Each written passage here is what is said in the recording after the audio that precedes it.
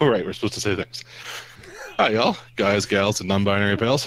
We're here with another episode of that D&D podcast, streaming Knights of the Ashen Empire, 5th edition Dungeons and Dragons. I would like to welcome y'all watching the stream, all you out there in Twitch TV land. And from all of us... Oh, we lost it. There you go. From all of us... I've totally lost my train of thought. So, let's welcome the people in this chat. God damn it. Merciful Zeus. Hi. Erin rolled really high on her stealth check to start the episode. That was the engagement roll. Was Erin disappears? Oh, good. Okay, I figured it out. When you click the hang up button, it drops the call. I didn't click the hang up button, Mike. What happened? So I was trying to resize it, and if my window isn't fully maximized and I resize it, it kicks me out of the call. Because of course it does. It's probably all the redrawing. It runs out of resources and then throws an error. That'd be my guess. You would think I would have enough resources on this computer. Anyway, please continue. Don't let me distract. I would like y'all to introduce thyselves for favor. Thank you. I like how you went from y'all to thy. Yes. Y'all. I think Zach's first. I'm first? It's We disorder. should have Zach go first. I'm never first. I'm always last. Congratulations. We have made Awesome. they who were last first. Great. So, wow, I have a newfound freedom to go first. Hello, Internet. I am Zach. I am playing Yorha, the religious zealot barbarian, who I'm really hoping is about to get choke slammed by a Cthulhu priest. Priest Thulu. We don't kick him. I guess that means I'm Adam, and I'll be playing Fritz, who's about to lose another whole command.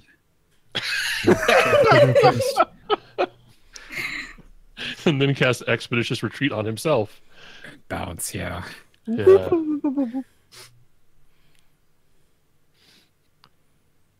Hi, I'm next. I saw the thing. I was reading my name on the list. Hi, my name is Aaron. I'll be playing the part of Kate. There's a few things you should know about me. 4 of them, actually.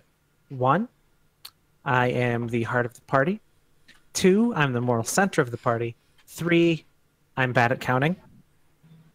Hi, I'm Andrew. And there we go. Tonight I'll be reprising my role as Senrathi, They of Hope and Power. And I get jokes.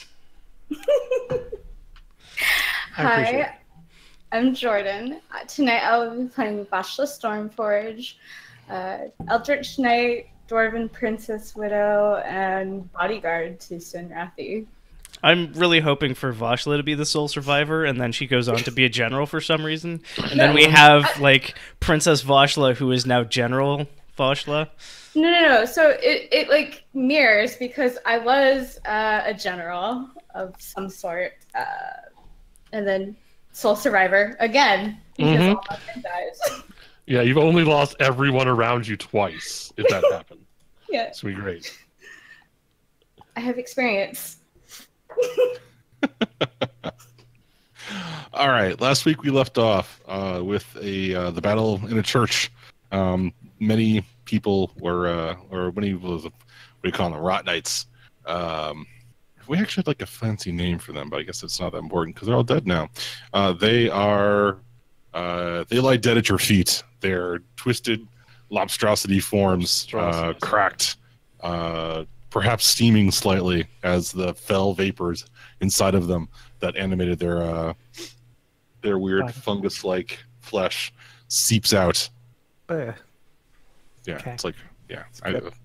I'm looking for disgusting sounding things. I bet it smells amazing, like steamed mushrooms, or like, you know, you saute mushrooms and you get that good, The that good good mushroom earthy, stink? yeah. I Yeah. think that's worse, right? Because If it these smells awful creatures tasty, smell delicious yeah. on the inside. Yeah, I like Why it. do you think I people so readily consume them? I don't think readily is the, but Why do you maybe. think people held in a weird tower that they can't escape and have bits of it poured on the ground so readily consume them rather than starve. Because first night they come and take everyone. Mhm. Hi, Jordan. And now that the shadow lobstrosity rot knights have been slain, you throw open the doors to the inner sanctum of the fortified church to find a sort of rot sepulcher. It's not. Yes, a rot priest of some sort has set up shop in the center of this facility and is holding court of sorts. There are pews with these people, some of which merely have rot blossoms on like their face and their hands. Others who are in full rot regalia with like draperies of fungus falling from their heads. Yes, Rotgalia. rot regalia. Yes. And at the front, there is a man who is wearing the robes of the Grand Inquisition. And he has an orange-crusted book that rides in his hands as he walks back and forth, speaking in an unfamiliar tongue. Aaron? Yes. As he walks back and forth, speaking in a familiar tongue. Mm-hmm.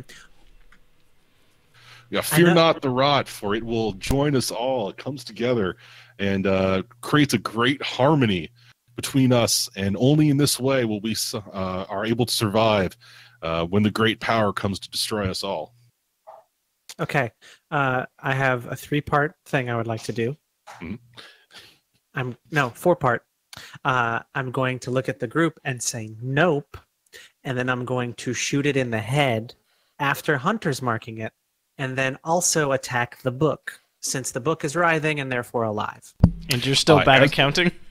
I was gonna say there's still 3. There's one part remaining there. No. See? Nope. Hunter's mark. Shot 1, shot 2. But Roll you counted perception. 3 things!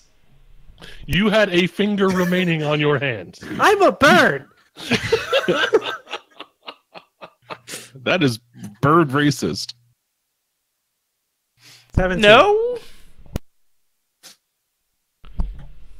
Oh, hard CH. I'm like, what kind of cheese are you talking about? Oh, sepulcher. Sepulcher. Yeah. Sepulcher. Oh, okay. I always thought it was sepulcher. Is it not sepulcher? Sepulcher. Next Words, it's- man. Yeah, they're like I've only read that word. Yeah. Why does my nose itch? So you the rot priest wearing the robes of the Grand Inquisitor, like his robes are fine. The rot priest's skin is like mottled and dimpled like an orange. Mm-hmm. And with your keen bird eyes, you can see that there are holes in his head. Mm-hmm. I'm going to add 1. Okay. Can I? That's it. If you're just gonna add a 1 to the holes, please roll. You Okay. to attack. 18. Oh, I should pull up the encounter that I planned at Kobold Fight Club. 18 will hit. Okay.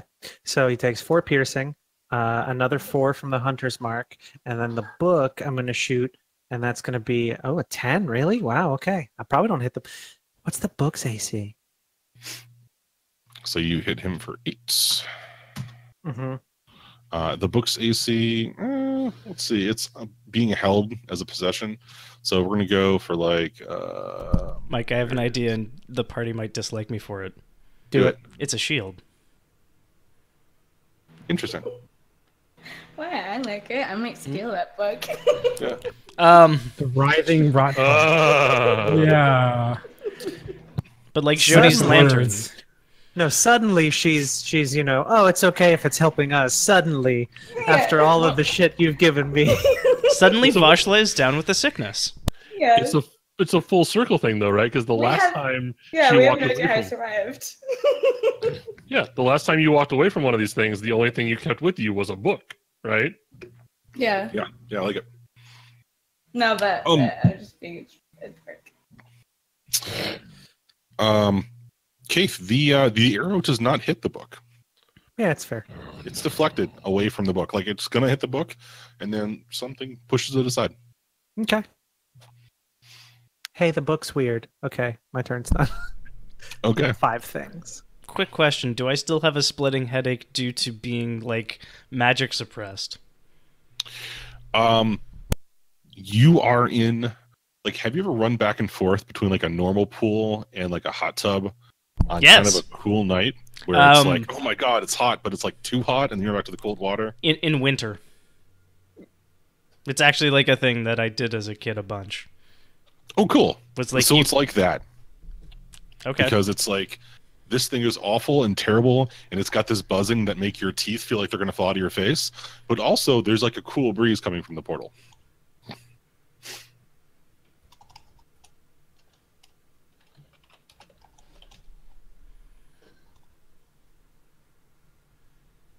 I mean, someone else should do a thing. I'm just going to stroke my beard for a while now.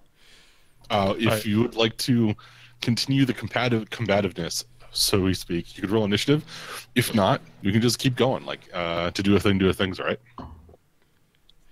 I mean, I would absolutely take my shot. This is a person that needs eradicated. Sure, do it. This threat needs ended. But also, Kate has some song lyrics for us. Just saying, hashtag. Hold on, my headset. Oh no. We'll just have to wait so you can sing. I'm not a bard. Sorry, I just can't. Don't want to close. I can do my best Nickelback. Chad Kroger. That's not the right song. Or Look at this but I can't graph. Yeah, but I can't do Steven Tyler very well. Phrasing. Could any of us? Yeah. Just gotta ask nicely. All right. So I rushed down between the pews, shouting my best Ash Warden War Challenge in Draconic, leap the like fiery dais, and attempt to smash the Rot Priest with my axe. All right. You get a 16? Yep. 16 hits. Nice. Strangely, the unarmored Rot Priest does not seem to have a high AC. Let's fuck him up. I got so that's 15 slashing and 9 radiant. As my axe sinks into his hopefully weakened flesh. All right. Yeah, that is a bundle of damage. Holy crap. Turns It out almost kills me in my current state, actually. Turns out barbarians are some shit. Oh yeah, Zach. I was gonna say you between room transitions, you probably could have popped one of the healing spells that you are carrying. It's too late now. I mean, We're in this shit now. You just do a flashback and you take a stress. yeah. Mark one strain. Oh, Cramming healing spells into you. One in the neck, one in the mouth, one on the forehead. Head Pretty on. sure Zach wants this to be the moment where Sinrathi shines with the resurrection spell. Well, I think that's the thing, right? Like, yeah, but Sinrali doesn't have a resurrection spell. We're still level 4, right? But if Yorha goes down, like that's just like completing his destiny at this point, so it's fine. All right. So you come in with your gun axe, right? Mm-hmm. And you come in, you bring an overhead slash, you cleave down into the Rot Priest, to the all the way down from like collarbone to the symbol of the clutched eye on the Inquisition's robes. Okay. And Inquisition robes. the thing lets out like a hideous piping scream, but then like starts and because you've got the thing split open from collar to chest, and it can like, if you can imagine someone like kind of shimmying out of a shirt, it kind of like brings one of its something from within its armhole and pulls out like a clawed tentacle thing, Oh, and awesome. it reaches up to the ceiling and kind of brings its head and part of its spinal column with another arm that's attached to the book as it kind of sloughs off its inquisitor form and kind of raises about a foot above you. Okay. Have you ever seen The Thing by John Carpenter? Yeah. Yeah, remember the head thing that kind of like that? That's what I saw. Okay. All right. Yeah. No, I'm in like full on like Yorha DBZ rage mode. So there's like rot sizzling off my axe at this point, and I'm looking up and continuing to shout challenges in languages I don't even know. Can you roll me perception at disadvantage, please? Sure thing. Gonna be great. I really want Fritz to come in and just start shooting things like Leon Kennedy in Resident Evil 4.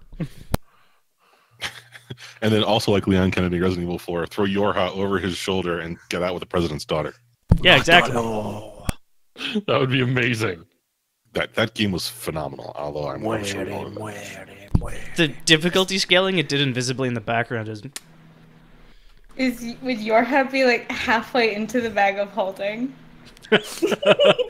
Fritz just runs forward, takes the bag, and slams it down over Yorha. well, and like so you like relax and have a nap. Mm-hmm. Yeah, exactly. So Yorha, even in your rage-addled state, you can tell that there is there's another presence here in this room. Oh, good. There's like that vague shimmer of something that's invisible when it moves that you can only catch out of the corner of your eye when you're looking for it. Okay. All right, that's not good. I will thrash around looking for it while not losing track of the thing crawling on the ceiling. Next.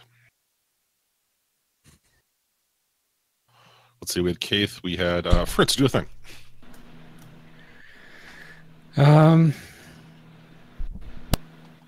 It's been a week. Can you describe what the portal is like again? Certainly. So there is a massive glowing orange portal that stretches from wall to wall and floor to ceiling. It is a gaping tear in reality with edges that appear to be smoothed flat on the inside. The outside is kind of like wavy and kind of jagged, like the edges of an injury, like when it starts to heal around the outside. And the portal itself stretches out into this vast plain of fungus. Like there's this orange, the orange rot covers everything on the other side of that portal. It is a vast field of it with trees and mountains, all covered with this soft orange covering. Something stirs off in the distance. And through the haze, you can see something coming this way. By any chance is the thing coming this way like cuddly and furry and wants to be our friend? Yes, it's a 600-foot tall Domokun. Oh, okay. That's gonna have a hard time getting through that door. I'm less concerned. It wants to be my friend. Actually, it's big enough to hug everyone at once. the problem with my assumption there actually is assuming the portals are the same size on either side. Yeah, that's problematic. I mean, maybe everything in the Rot universe is like itty tiny and adorable. That would be a fun twist. That would be a really funny twist, actually. This like giant towering Domokun and then like walks through and just like Yorha steps on it. That'd be pretty great. All right, Fritz. Would my historic knowledge of the Rot provide any kind of like a portal like this that we've seen in the past? I throw down some dice. Let's see what you got, right? 19. I mean, 19's pretty great. Do you ask for help from anyone, or are you just racking your own brain? No, I just racking my own brain right now. So, like, it's tough to say. Not directly with the Rot. Like, there's not a whole lot of large sustained portals. It tends to be in Kersey. There's rumors of back in the day of Ash proper of assaulting a portal of this magnitude, but there's very few actual historic records of what that was, what that looked like. Only that an entire kingdom was burned in order to stop it. That's unpleasant. Just a little. What's one kingdom, though, right? Well, we're currently using this one, so... Are we, though? Really? I mean, you were using it as like a nap ground for like 100 years, so True. Still yes? It's got shit on it. That's how you can tell it's one of ours. Is it my turn again? No, it is still Fritz's turn. Okay. The turn order moved, and I saw my name, so I was just checking. Oh, yeah, I don't think we've used an initiative tracker at all yet. Yeah.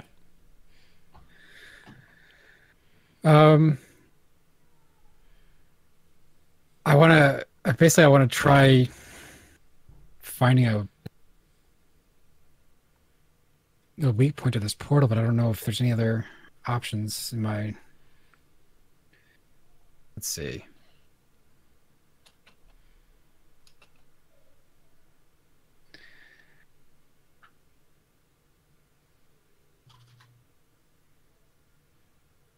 Yeah, okay. I don't really have a good idea, so I'm just going to shoot the edge of the... I'm going to try shooting some of the border, the physical border of the portal to see if that affects the portal at all. I guess let's do scientific experiments here in the middle of battle. So I'm just going to take a shot and see what happens. 15.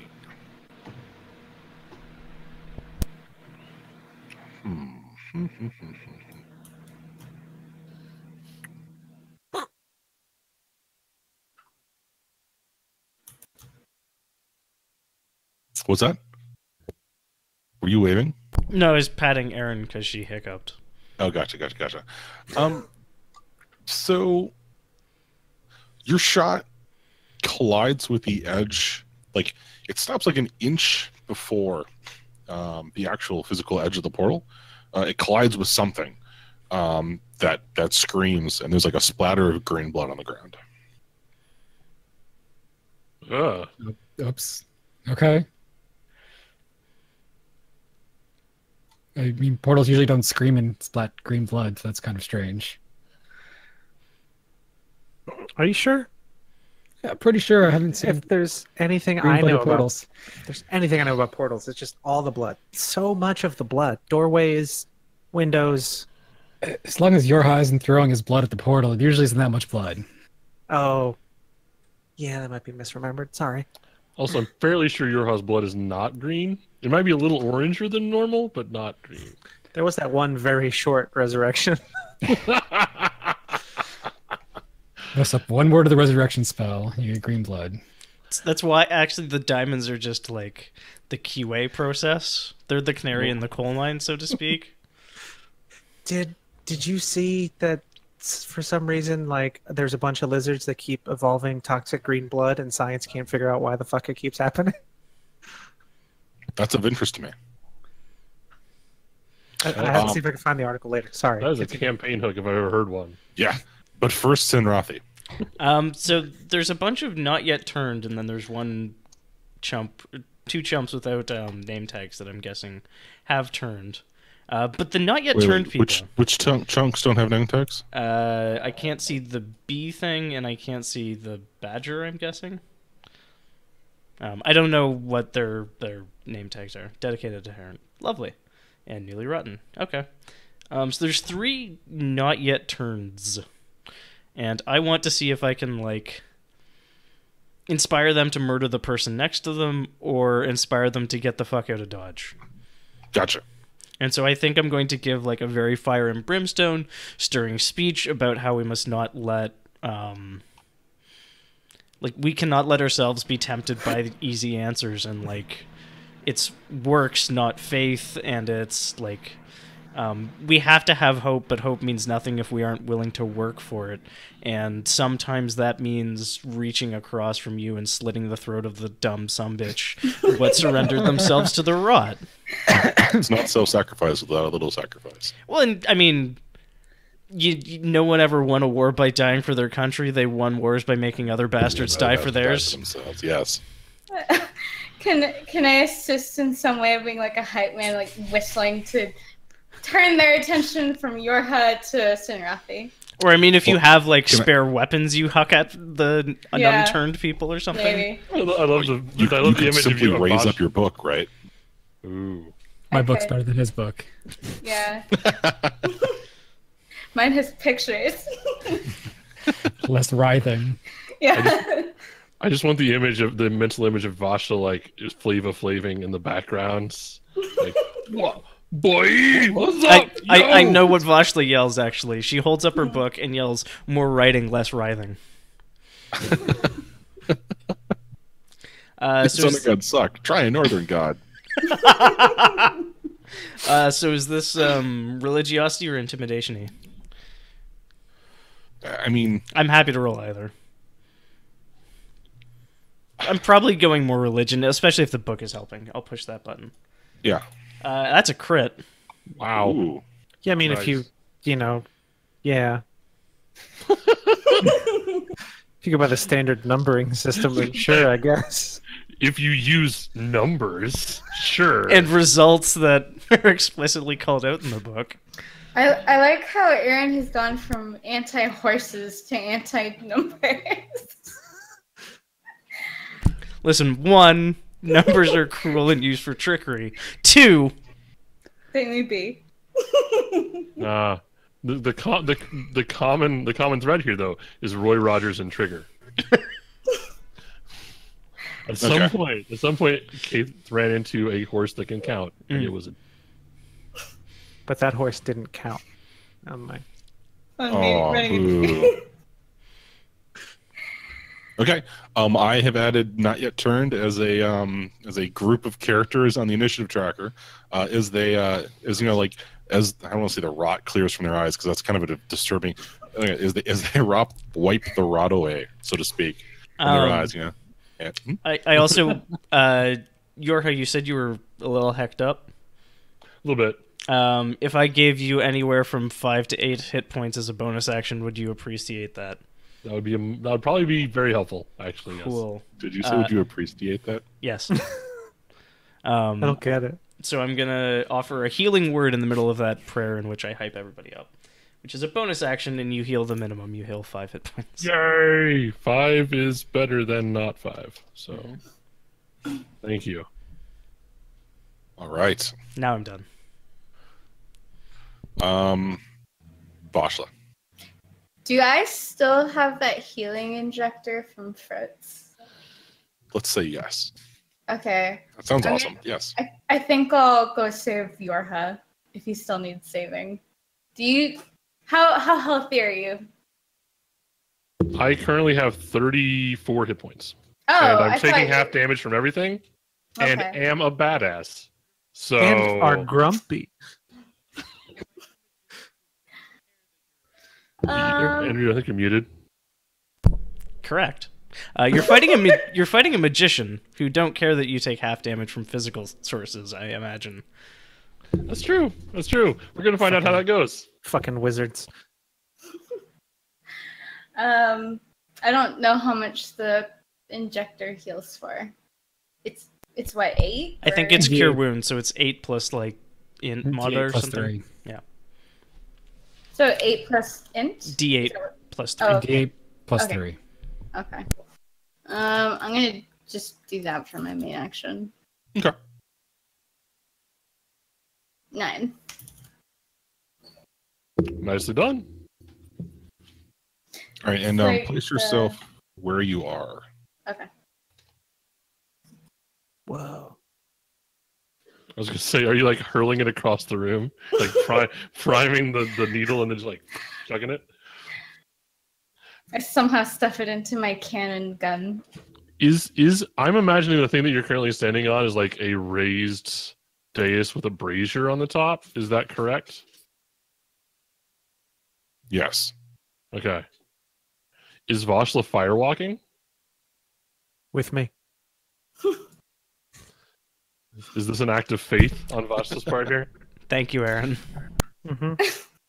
I think I'll just like come between you and the magician. Just because I Well- think I would take anything a little more sturdy. Well, it's the pile of remaining magician, right? Because their nervous system and arms are headed up, and this is just like the pile of Yeah. what's left. All sorts of dangling Participles. who's its and what's this as like its fancy bits are hanging out of its body. I guess it shouldn't call them fancy bits. Top of the round what happens? So you stab Yorha for money or health, I Yeah. guess. Yes. That's Take 5 very points. mercenary. And the creature at the top. Vashla, now that you're super close, can you get me to roll perception without penalty? Yes. Okay. Sorry, I got a new mat and my mouse doesn't really like rolling on top of it. Perception.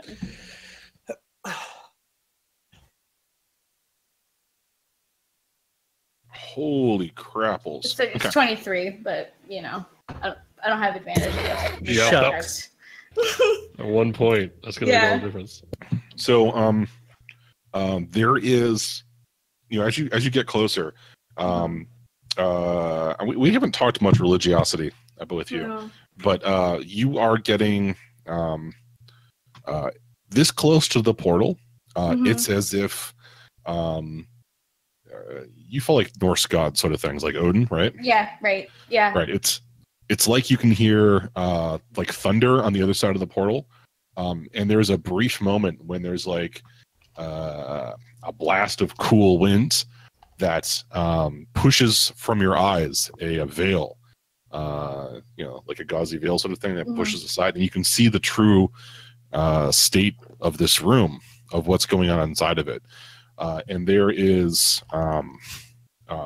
a woman who has her finger is literally buried inside of the head of this person and the holes in this dude's forehead. Okay. And she's wearing an outfit that is that you do not recognize as anything. It's neither north nor south, nor dwarven, nor human, nor Goliath, nor any other race you've ever come across here. Just very foreign and unknown.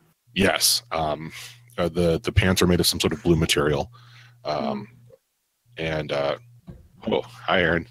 I was doing a drum solo in my head. Sorry. It's okay. And she appears to be whispering something to the nervous system of the great, the high Grand Inquisitor, as she kind of like floats there beside it. The other notable thing is that she has a giant obsidian spike in her forehead. I call for her attention. Ask her who she is and what. So I will do you one better. This close to the portal and with that sort of roll, Odin tells you her name, like capital Oh N. shit. Okay.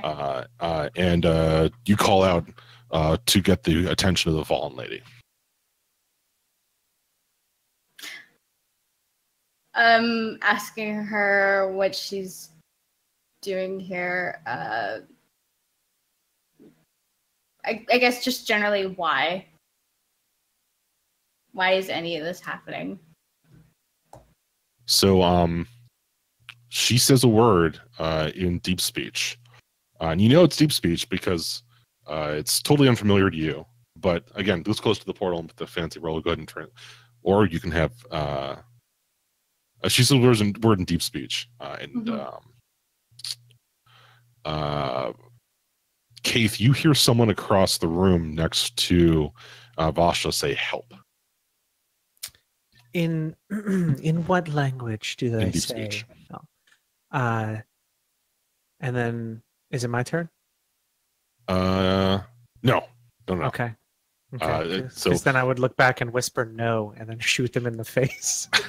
okay, so you hear help, and it's at that point that the rot priest's like mouth distends, like its jaw kind of like falls off its body, and like like the Mummy, the old crappy '90s CGI where Before the locusts come out. And he before goes, the locusts come out, and it belches forth a stream of rot. "Ha, gross." Haha, foosh. Oh, hey, that's bad for y'all. This is like burning hands, except it's It rot is, mouth. yeah. It's a 15-foot cone of fire, but pretend it's rot. Yeah. I need Vasha and Yorha to make me a dexterity save. I can't just use shield. I have advantage on all dex saves from things I can see coming. Boom, 19. I can't just do a Constitution save. Now you got to do dexterity. Okay. It's gonna be bad. Thus- Super thus- bad. Wow. Yep. This is really bad. You're just Okay, basically because standing with this your is- mouth open. Those are both on the so- dice. That's so good. Yeah. So here's the thing. I will let you decide. Would you like me to roll the dice, or would you like me to take the median damage? Roll the dice.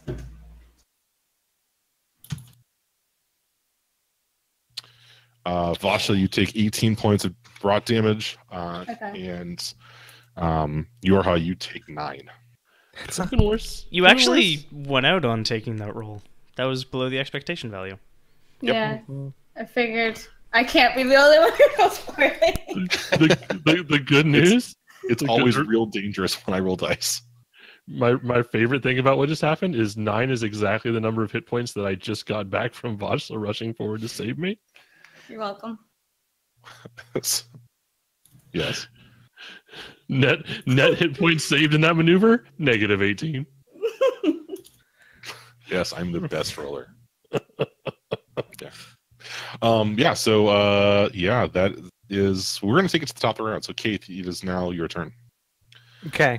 I will do this one thing. Are we still on the initiative from the previous fights? Because Yor had just knock opened up the door to me. I'm not saying no. Pop of Did you all barbarian not? steel? I have not rolled initiative for this fight now. Yeah, Roll. not tonight. Roll. Okay. Oh my god, the fallen lady art. That's really good. Boom, nailed it. Swish. Swish, swish. There's your 14, 20, 12. I can only roll high or roll low. Wow, that is. Well, you rolled a 1, 2, and a 3 in a row. So if we're here for like 12 more rounds, you have to make several more saves. By the end, you'll be rolling crits, right? I You'll be used somehow to. rolling 24s on a 20-sided die. Sorry, Andrew. Continue. I was gonna say I used to play D&D with someone and they couldn't roll above 10 to save their life, so I really wanted the DM to make them a magic item that just took the die and inverted it. Flip it So 1s were 20s and 2s were 19s. Oh, I thought I was thinking like, so one would be an upside down one. All right, Yorha, you won the initiative. All right, awesome. Yorha is going to scream in rage and pain and then look at his compatriot and be very sad for her and then smash the fuck out of this guy with his axe. Just smash the fuck out of him. This guy's AC is 15. So Okay. Yeah, so that is another 13 slashing and 9 radiant on like the it thing that I have to chop at the ceiling to get, basically. So 13 and 9 is 22. 22 You're total. dead. Awesome. Is there? Yeah. Yeah, Beast is gone. We got him. So you chop through its face, right? Okay. Yep. And its head bisects, and they are all pretty still after that. They are like the priest itself, right? They, as in the multiple pieces of the priest that are now littered Okay. the floor and both sides of your axe, and it is part of the book, and the book is part of it. And the invisible thing in front of you, you can't see. Can I see a green hole with blood coming out of it? No. Oh. No. Can I charge the vacancy where I think it is? Yeah, I mean, roll with disadvantage to hit. Awesome. Do advantage and disadvantage cancel out? Yes. Usually, yes. Okay, then And- I'm just making a normal roll then. One advantage and infinity disadvantage cancel perfectly. That's my plan. I'm going to move myself to here. I'm going to sort of rush towards the portal where I think this thing is. Right. I'm going to smash it with a normal roll because I can give myself advantage, and it's giving me a disadvantage. I can't imagine a 14 hits an invisible thing. It does not. Okay. But you believe it's there pretty fervently. Okay. Right? All right. Is that a true statement? You believe that there's something there? Oh yeah. Are you in any way faithful? Yes. So you have true belief? Yes. I have true faith. Whatever the truth faith is in this setting. I have no, that. it's just faith, right? There's not Okay. a true faith. Tell me about your. Do you like who do you like? What or whom do you worship? Well, I mean, I don't know if it's ever come back to that. I think like the figure, the icon for my order is Saint Rona, right? Right. So like that is would probably be it's like all those knights that went to the Crusades dedicated to Mary. Like it's probably the same thing here, right? Gotcha. So I So- will yell for Saint Rona and rush forward. I would say, is Vash's last name Stormforge, right? Yeah. Stormforge with me! As I run forward, as I'm having like flashbacks to her grandma. Yeah, I was gonna say, do you call her Yeah. grandma's name? I think I only refer. I think I referred to her grandma as like Stormforge, like Squire Yeah. Stormforge. Yeah. Squire Stormforge. And then I Um, wait for forever But, to follow up. so have you ever had those moments of faith like Sinrathi and now Vasha have, where they actually felt like they've communed with God? I beat myself senseless and then hung myself from a tree while on fire. Yes, this has happened. Okay, cool. So yeah, you also feel in this moment, in this time, maybe it's the surge of battle, right? Maybe it's being with like an echo from the past, right? As you dredge up memories that are both strangely familiar and brand new, but you definitely have this sensation of being at one with your purpose, and you see the fallen lady in front of you, and it's a woman, like any other woman you've seen here, a humanoid woman wearing bizarre garb, of Okay. unknown manufacture. And do I interpret this person as Saint Rona? No, Okay. no. This person is a humanoid female, and the major characteristics. She has green hair and looks like a spike of obsidian in her forehead. Okay. Some sort of. I mean, this close to it, it's like this. It's like a shard of the night sky, with like vague flecks of white star stuff somewhere in the infinity on the other side of it. Okay. Is this a thing that I have ever encountered before? Like, is this a theological thing that you or how would recognize? What do I always say when you ask that question? Roll history or religion. Let's roll religion this time. Roll 2d6 minus 1. 20. Holy shit! It's the night of crits. So 4 threes. right. It's the night of extremes. Let me pull up my document of things that might happen. Your unknowing shit is probably not on that list.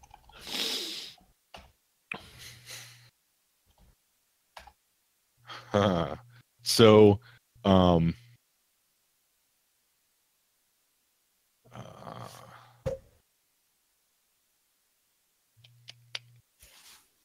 so there's, when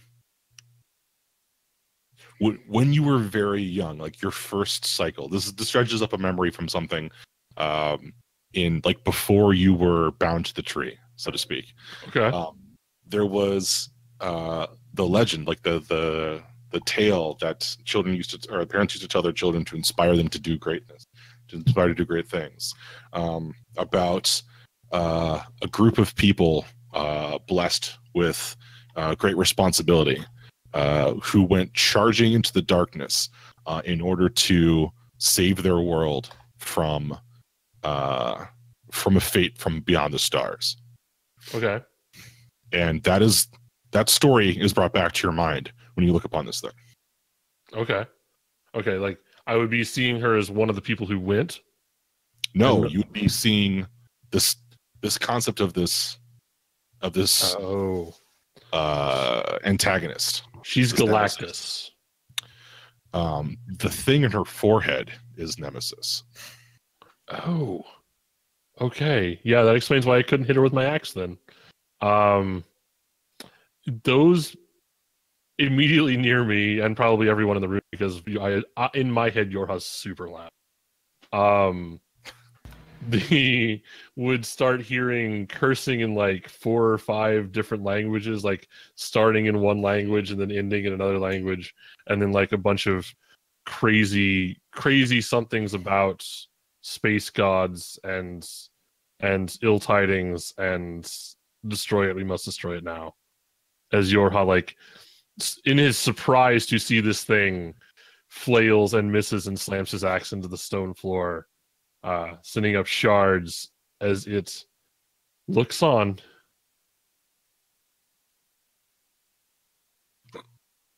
Keith, there's a lot going on up by the altar. There is. There's also a lot of shit in the pews. So I think it's time for me to take things out on the people in the cheap seats. So there's this beholder wearing glasses. And I'm going to give it something to behold as I move my hunter's mark to it and then shoot it in its face. Because that's kind of the one setting I have when shit goes down is shooting. And also before shit goes down. And also when shit looks at you funny. And also when shit refuses to look at you funny. And I swear to God, if shit talks back, I'm going to shoot it. 15, crap. Why crap? It hits. The priest died. Did you move your hunter's mark? Yeah, that's what I said. Okay. So 3 piercing, 6 from the hunter's mark. Nice. So that's 9 damage total. And I'm going to also shoot the newly rotten, that little werewolf person, right next to the one I just shot. This one or this one? Please hold. I will ping it. This one. Gotcha. Let me put my shield. The punk rat?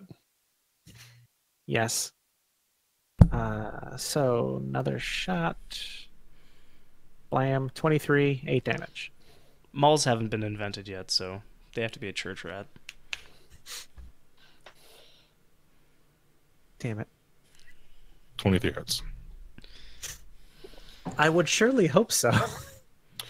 So you pepper these 2 things with your arrows. You just kind of like walk into the room and Legolas that shit. And the only thing that stops both of the shots from being like instantly fatal are the protective layers of rot that it has around its vital bits. Their vital bits, right? So one of them has like these curtains of rot-like hair that tangles your arrow slightly from catching it in the eye, and the other one, the big one gets hit and like the torso area and falls down and like kind of staggers back up to its feet, but you can see the light's already left its eyes. All right, newly rotten. This one rushes up there. Good. This one rushes down here. Rushes over there. So these are. Does my friend get an attack of opportunity against them? Oh yeah, they should all do that. Roll 3d20. Don't fuck it up. You fucked it up. Let's see. That's like not great. They all got a 25. Good job. on a 20-sided die, no less. Yeah. Yeah. It was a team effort. A 12 probably could do something, right? Yeah, that seems legit. So let's say the 12 hits for 11 damage. It's like a lot, but like that seems good. To be fair, they're fighting a wasp with boxing gloves on, so it's probably really hard to hit. Oh, they hit the didn't go away, so the purple werewolf creature. Oh, as it ran off.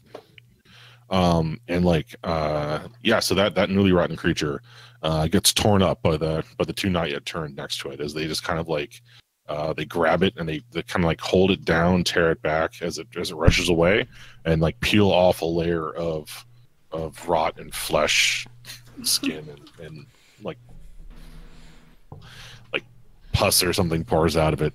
Grossness happens. Stab it with their steely knives, but they just can't kill the beast. Can't kill the beast. Yep. I was gonna say, do they get inspiration for the sermon that was read to them earlier? Yeah, that's why they're digging in with like fingers not yet turned to rot claws.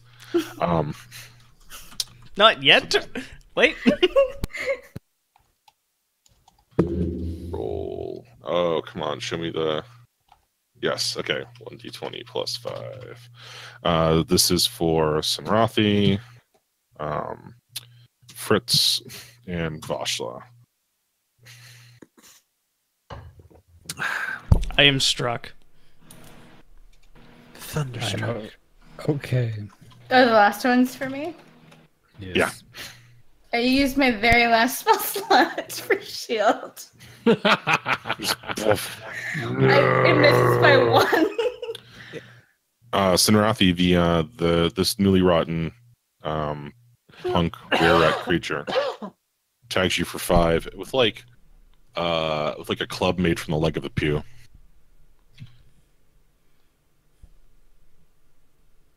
Yeah, okay, With, I go to 14. with a club made from one of those metal candle holders that it grabbed from the wall on its way to you, or with a book. It hits you with a book. That's funnier.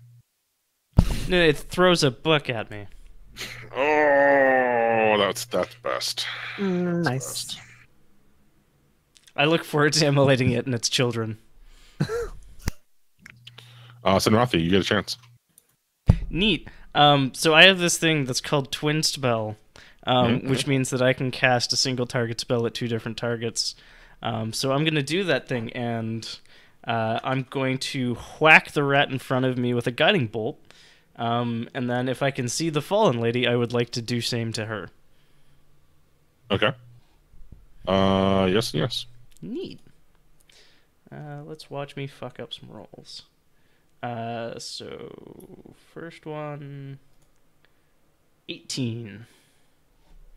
They're right in front of you? Yeah. Okay. Yeah. I rolled 8 on 4d6. Oh. Anyways, it takes 8 radiant damage. Oh shit. I'm sure it explodes. And now that I got the low damage roll out of the way, let's get the low attack roll out of the way, and see if I can't grant someone advantage against the rot lady, the fallen lady. Push button. Can you see her? 19. Nice. 19 will hits. 19 And 19 damage. radiant. Ooh, wow, that's a lot. That's a lot of radiant damage. Not to rain on praise, but can he even see the fallen lady yet? I think. Everyone can now. Okay. Oh, we can now? Okay. Well, the Yeah, next I attack at them has advantage. Or her. And do you see how little that bar moved? Somewhat worrying. I mean, Yorha doesn't need to expend spell slots to hit for as much as my attack rolls, so... It's true. I just have to stay alive to hit things. Right. Basically, yeah. Yeah. So Fine. I just need to get within touch range of you and cast Cure Light Wounds once more. Well, if we can keep Vashla on her feet, she can do a pretty good job of keeping me safe too. So I can help. From Do you- way over here. Do in you the have kitchen. helping magic? Or do you have murder magic? We were In talking this about instance, damage. are they not the same? they are. I mean, If we're talking about keeping our naked man alive, Yeah. not naked. I have a loincloth. if we're talking about keeping our burning man alive, Yeah, that's fair. That's fair. Yeah. What is that? Mike? So the 2 dedicated adherents to the Rot Priest turn on change their focus to the not yet turned folks in the pews and strike them down. they will be remembered. Yeah. And the one feels his courage check and flees. And the attack misses and it runs off. That's fair. Yeah, no, I congratulate them on their courage and that they've been forged in fire. And hopefully Also they didn't having- just open up a door to the secondary boss chamber. The secondary load-bearing boss chamber. Right, and when we kill that boss, the building collapses, and then in the ruins we have to fight the fallen lady phase 2. I can level design. Fritz. You're I- giving it away. I back off and shoot the guy. 5-foot step backwards, load weapon, apply to face. Unfortunately, there is no such thing as a 5-foot step in this game. Oh yeah, I forgot about that. You can't be shifty. The AC in these guys is a 7. 7? Wow. Okay. They have Well, -3 then- dexterity because they have a dexterity is 5. Ouch. It's a low dex. It's a real low dex. All right. So it can swing at me as I back away, and then I hit it for a 6 piercing, 5 thunder. Does a 13 hit your AC? No. Okay. And then you hit it for 11. 11. Since I don't think thunder does any extra. Yeah, the newly rotten adherent to this this rot legion is like slow moving and clumsy, and like you shoot it and it falls over, and it kind of picks itself back up, and like the one that that Keith shot earlier, like the light is already gone from its eyes. It's still mobile and still coming at you, but it does not appear to be alive. Okay. Vashla. Yorha has cleaved the Rot Priest Grand Inquisitor in twain again, and the Fallen Lady hovers there before you without, like, looking at you without seeing you. I don't still hear Odin anymore, do I? Not specifically, Okay. but this close to the portal, it's like you can hear the mead halls of Valhalla Yeah. just on the other side of a hill. Okay. I'm going to shout her name that Odin told me. As I swing at her. Somewhere Tessa Thompson is hitting on a lady in the meat hall. I'm gonna do this without my shield. Nice. All right, Does so it do that automatically? Yeah, it rolls the extra damage. Okay, cool. okay, so Wait, it didn't. there's It didn't roll Oh. the extra damage, no. Yeah, roll another d10. You just maxed the die. Yeah. Okay. And he did a gold crap. Well, I mean, I heard my. This is like the first time I've ever heard my god speak to me. Take me to church. Yeah. so you hammered the shit out of it, right? Yeah. And there's a it changes. You hit it so hard it changes shape, Okay. right?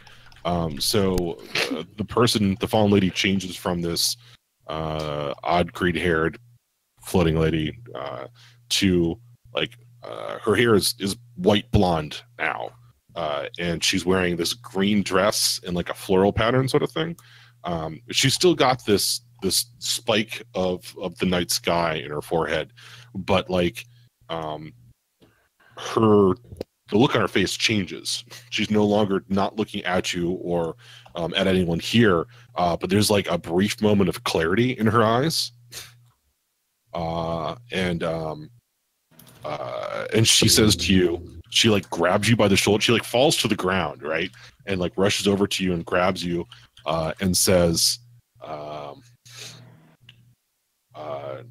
flee while you still can. I can't hold this much longer. It can't.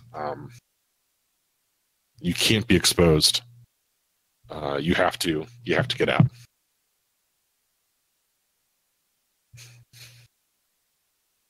Okay. And she like grabs the spike and tries to pull it out, and it burns her flesh when she does, and she just screams in agony and rage and fear, and then her shape begins to flicker again. Yeah, I don't think Vashla knows how to really interpret what's happening. Beyond like we have to close that portal, and she seems really unstable. So I don't know. I wanted to ask, when I heard like the stuff from Valhalla, do I maybe hear my husband, and that's what inspired me to crit? Ooh, that's a personal choice. Kick her ass, Voshla!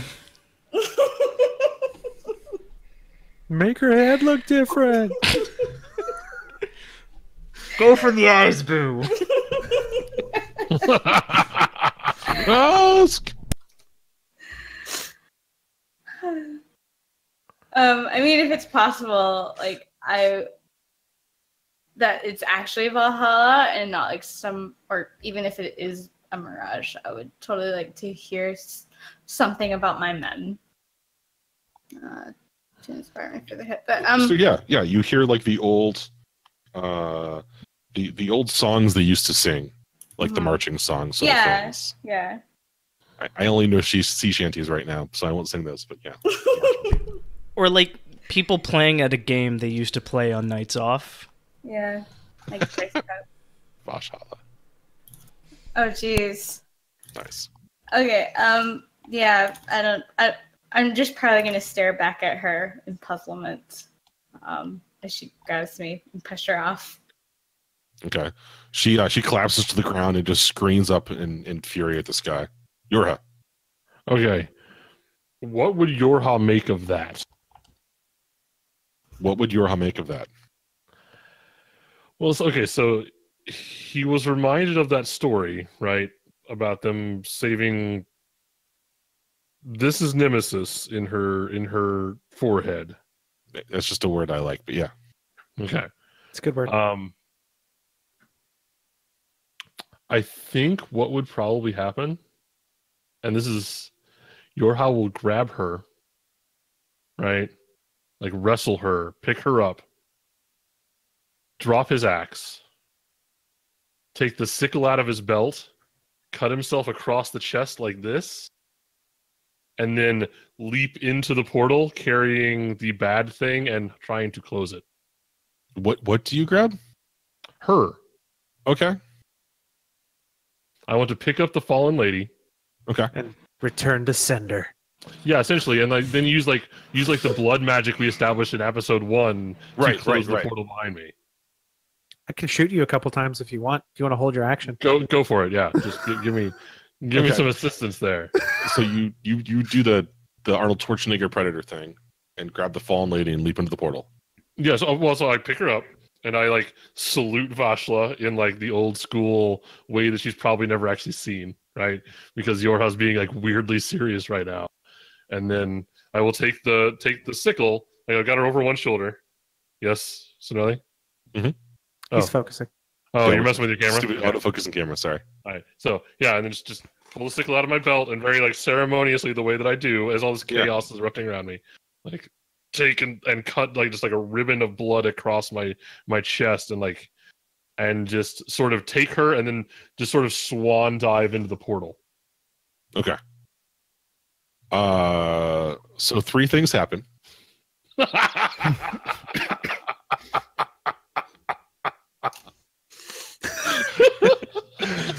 I know it would have been funnier if a middle finger came out of.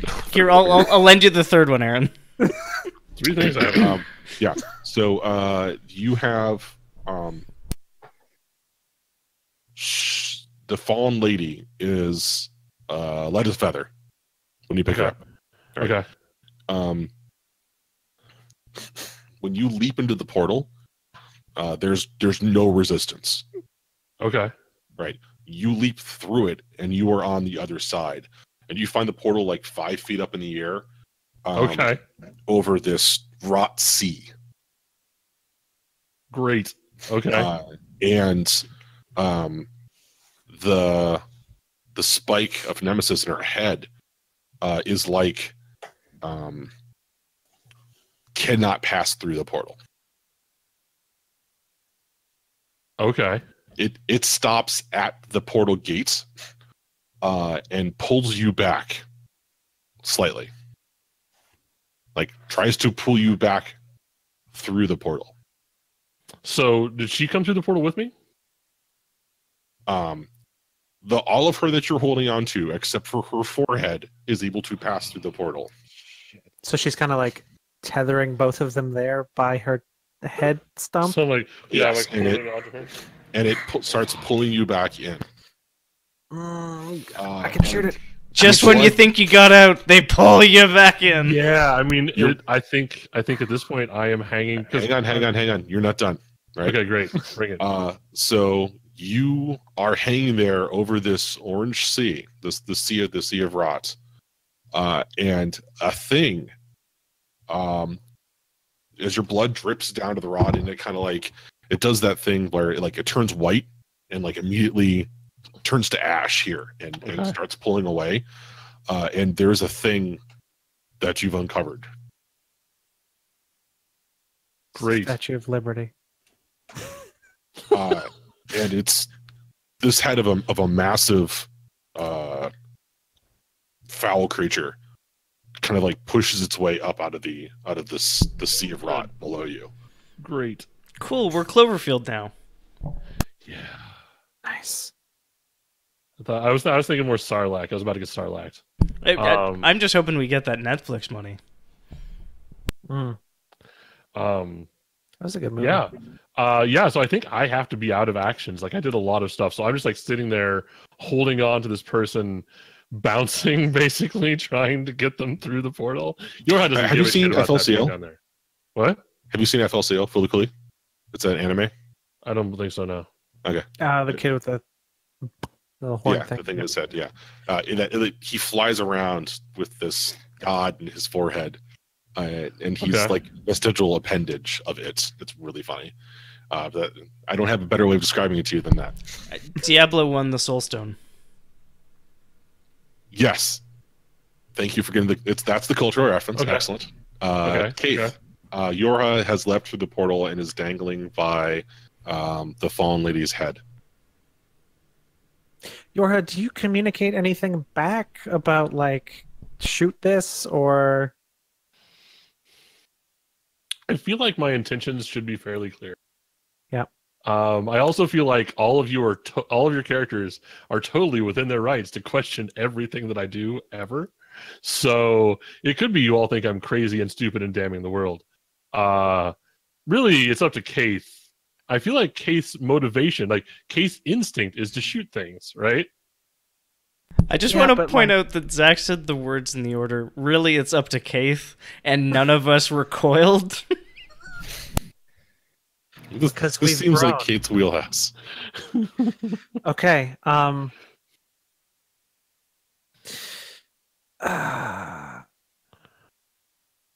Okay. So I'm gonna do two things. First one, I'm gonna shoot fallen lady in the head with a thorns arrow. Sorry, Zach. Okay. Yeah, it's fine. You're jumping through a portal to death. I figured this part was understood. I mean, I'm still raging, so I'm only going to take half damage anyway. See, that's perfect. And odds are, I mean, what are the odds of even going to hit? You know, like I never do. True. See, it's only a 22. You always hit. Shut up. So it's a 22, and then everyone, if they do not pass the dex check, takes another 10 piercing damage. I just want to point out you have a +8 attack bonus, and you're like, I do. never hit. So am I making a dex save? Yes, you have to On get a 14. All right, I have advantage on dex saves. See what you do. See, you got it. So like you just wrench yourself down, so the head takes most of the. Yeah. So- I imagine it's sort of like that move that the various horsemen would use when they like duck behind the horses, right? It's the same thing. Only it's a tiny, frail person and Yorha. Is this a magical effect? I mean, it's like a natural effect. It's thorns coming out of an arrow. So, I think So we do I take- decided that most of Kate's stuff was like practical in some Right. shape Yeah. or form. 18. Did I already subtract 8? I can't recall. I think I did. Do I take the damage from that too, right? you take half. the 8. Yeah. Okay. Yeah. No, you don't. You don't take the 8. You Oh, take half of 5. Okay. 10, so 5. Okay. Yeah. Halved again to 2. Yeah. So Half I'm- of 5 is 3. You round down in all things in D&D. Oh, do you? Yeah. I'll have to join it. Always. So, this is me trusting that you are committed to this action because now I'm going to shoot you and do the same thing. Okay. Can you just shoot twice? Do you get a second attack? He's a fucking ranger. Literally every round, I get a second attack. That's what rangers do. Was that the 5th level thing or That was 4th level, I think. 4? Okay, gotcha. Are we level 5? Because if we're level 5, I got some extra shit. I can attack No, we're not. again. No, Okay. I'm level 5. Okay. So 18. That definitely hits. Okay. So you take the 6 piercing and then the hail of thorns. So it's another 10. I have maxed the damage on both of these hails of thorns. I'm gonna make my dex save here. Yep. Okay, that's safe. So that lady took 28 so far this round, and you've Taking taken. 6. Yeah. Hold on, I'm doing the math in my head here real quick. Okay. I'm taking 5 total from this. Is that enough to break the crystal? Ooh, interesting question. No, but maybe that's enough to Knock it loose. knock it Oh loose. god, that's worst case scenario. Yeah, Like, that's a worse outcome. So yeah, I like that. It starts slipping out of her head. oh god. You know those times where you shoot stuff too good? No, No, I've never had those times. and Oh, neither okay. does my camera. All right. Your camera's a first-year film student playing with settings right now. At Great. least it's not Dutch angling me constantly. I'm okay with that, and there are no sliders for no reason. Although, I mean, honestly, we kind of deserve it right now. Yeah, So we feel like we should be shot like this. I'm gonna do the manual Dutch. There we go. Yeah. So the newly rotten the shambling rot mounts are one of them attempts to batter Vashla, and the other steps forward attempting to batter Fritz. 14 doesn't hit Fritz's AC. No. So nothing. All right. So I'm going to step around thusly. Quickly apprise myself of the situation. Sigh, because I really don't want Yorha to like get trapped across this portal or whatever. But if he's willing to martyr himself, then cool. Honestly. But there's this crystal, this like anathema, this nemesis, this interloper, this adversary, whatever you want to call it.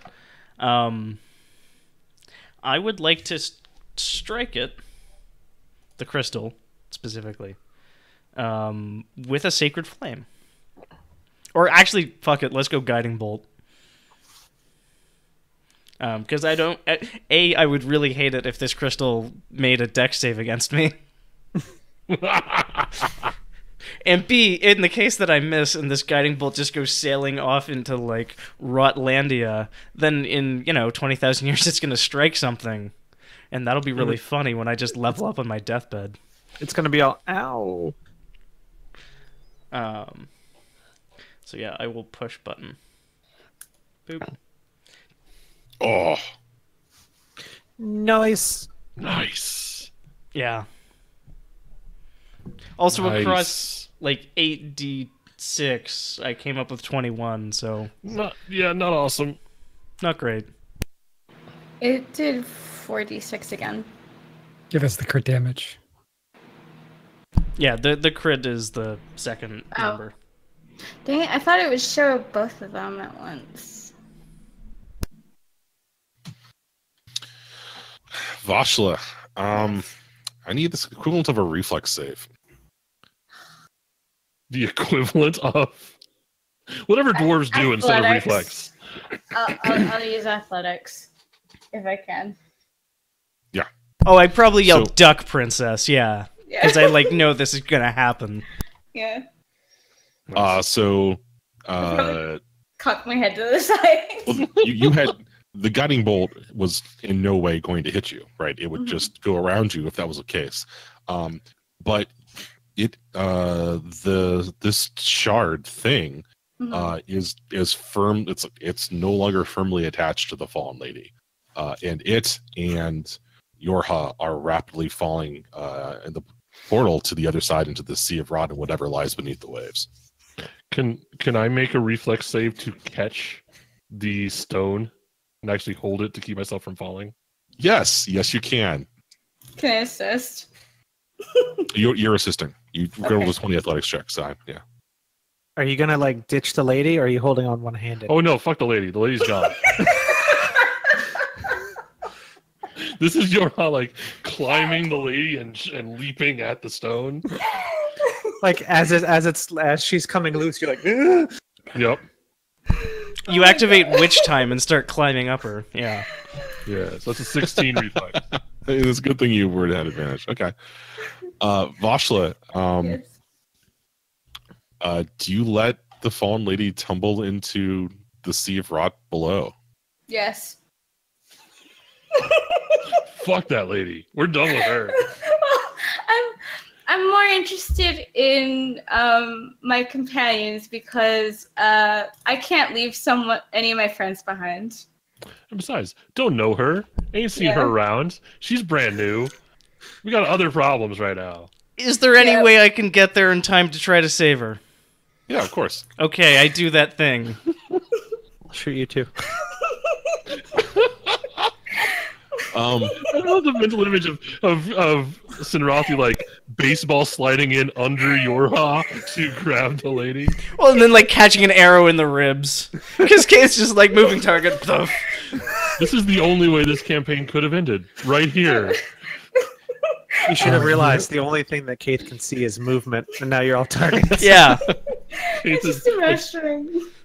Kate Like a is a 6 tiny... minus. Sorry. Sorry, yeah. Go No, I'm ahead. sorry. You go. Yeah. I'm sorry, I didn't mean to talk over you. Yeah, Kate is a tiny T-Rex with a bow and arrow. Mike, with what should I roll? This is more that time you expend the dramatic resource to have a thing occur, right? Right. Flip the dragon Because ball. Samrathi is not known for their athletic prowess, nor their acrobatics, nor their... I might be known for my athletic prowess in that I have a -1 and am therefore comical when I try to do things. Yeah. There Yeah. are few things are more anticlimactic than wanting to do a thing really badly and roll 0. Yes. Right. But you are they of hope and power. And you are stronger than you have ever been. Yeah, I'm baseball sliding under Yorha, grabbing this lady by the wrist. Probably like my tail is hooking onto something because weird tiefling tail. I'm grabbing your tail. Great. I'm catching you by the tail, right? Sure. I'm catching you by the tail. One Is it, hand up here, one hand up here. do you do it physically, or do you tap into some sort of magic? Do you cast a spell that you did not know that you could cast? Do you innately I mean, manifest a thing? I know levitate, but I'm out of second level spells. So I mean, like, yeah, I'm willing to take like psychic trauma to do it, despite Yeah. the fact that I shouldn't be able to. That sounds awesome to me, right? Yeah. Take some sort of like the D&D equivalent of a level drain in order to cast the spell that you couldn't catch. I think Cast that's a just level. level drain. Yeah, the D&D equivalent of a level drain is a level drain. D&D invented level. So Okay, technically correct, and also Oh, actually correct. There's a thing in 5th ed. Exhaustion. yeah, exhaustion, fatigue stuff. Yeah. Yeah. Yeah, like I expend like enough of my soul that it actually causes physical exhaustion. Yes, Which doesn't And- have a and tracker on this sheet. So you're you're pissed off. I'll You're take, what like, are you doing? 3 tiers of exhaustion, yeah. Yeah, and you reach out and grab the fallen lady, even as Yorha lets her fall. And Vashla, just saying, Actively pushing her down into the... like stepping on her in order to better grab the crystal. His we boot is exchanged literally momentum. in her face as like we're pulling her up. I don't think I could reach her after Yorha drops her. I am only so tall. It's true. It's true. Also, you're probably really heavy for how like short you are. Right? Yeah. Probably, especially with all your armor and stuff on. You're a lot That's harder to not catch nice. than Rothy. Well, I mean, like that gear she's got on probably weighs like 60 or 70 pounds on its own. The gear she's wearing probably weighs Senrathi. Yeah. 55. All right, 23 versus AC for Vashla. I take a hit. I'm out of spell slots to use shields. You take 5 damage, and you need to. Huh?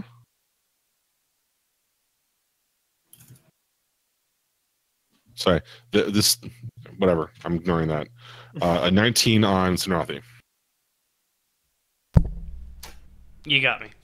Gotcha. 4 damage. I So go to 10 these things HP. come up. These things come up to you as you're desperately fighting for Yorha and the Fallen Lady, and attempt to start. They are pushing you into the portal.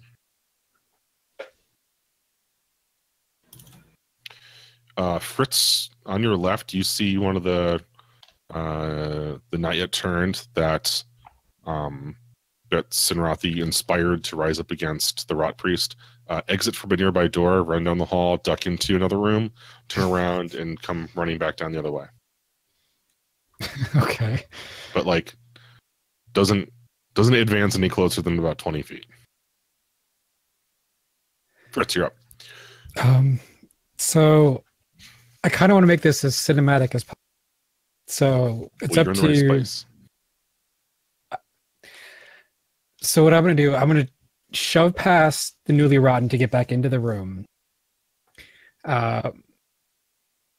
Reach into the bag of holding and pull out a charged golem core that I have sitting in there.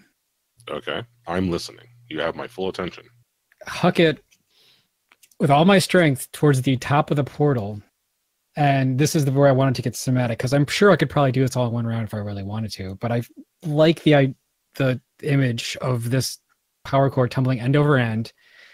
Fritz yelling out like, "Rot, damn it, get away from the portal!" And that's the round. So instead of shooting it, you just want to be like, get down, get to the chopper. Yeah. No, it's way more Plot cinematic device. if you shoot it. I mean, it is. I can shoot it this round too, but I also like the.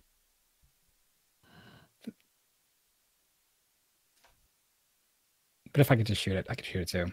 Everyone shoot it. If you miss, then Oh, Vash will throw something. And you huck it and shoot it out of the air, and you do the shock combo from Unreal Tournament. I love that blue ball that explodes. Okay. If people want me to shoot it, I will shoot it. But like, That just sounds awesome. right, and here's the thing, right? We have to come up with like success criteria here. So like, if you do a good shot, they have a couple rounds or whatever, and if you do a okay. bad shot, they don't. Right? That's Let's what makes it happen. badass. It's a middling good shot, 14. I'm gonna say 14 is not great, and like y'all have like one round to get clear. Yeah. I mean, that's what I was going to give him in the first place. So, hey, that works for me. Good news, Mike. If I took 3 levels of exhaustion, I move at half speed. I'd have disadvantage That's on a it? bunch of stuff, right? I also have disadvantage on ability checks, attack rolls, and saving throws. Can I carry him? Yes. Yeah, you're gonna have to. I was gonna say, yeah, it's not a can thing at this point. Okay. If y'all don't get out of this room by the time Fritz's next turn comes up, y'all be there's gonna be an explosion. But if we get out, there isn't one? yeah, it seems like we need to stay then. Aaron has the hair for, like, turning that bomb into an FTL attack, so... Also, Aaron has history of using bombs to close portals. So does Yorha? We did It's, it under the dwarf tag. Yeah, It's fine. Basha. Hello. Yeah, I'm definitely saving Sinrathi. I I think mean, that's the like move, yeah. after pulling Yorha back into the room fully, switching over to Sinrathi. I will drag Sinrathi up and sort of huck him into the room. Mm-hmm. Do you still have a hold of the lady that we tore a rock out of the forehead of? I would like to point that out. Yeah. Okay. Yeah, so they their bodies come tumbling in past the portal. Yorha's still out there like rock climbing with the one arm on the rock. But Sinrathi's out. Go get Sinrathi. But I pull you out. Like, I'm pretty sure after I pull you out, I just like start lifting Sinrathi over my shoulders and running. Good work, Squire Stormforge. I'll stay here to make sure it sticks. No. No. Yeah. So I guess I head back towards Fritz with Sinrathi, and is the lady moving on her own now that the thing's out of her forehead? The side door. Okay. I mean, you're no expert, but you're pretty sure she's dying rapidly. Oh, well. Because of the hole in the head, huh? I mean, I can healing word her on my turn. I'll That's a grab bonus the action. waif. Go. Yeah, so taking Sinrathi out the side door. How does levitate work? Do they just come with you? Do they have to stay within 20 feet? I think like inertia applies.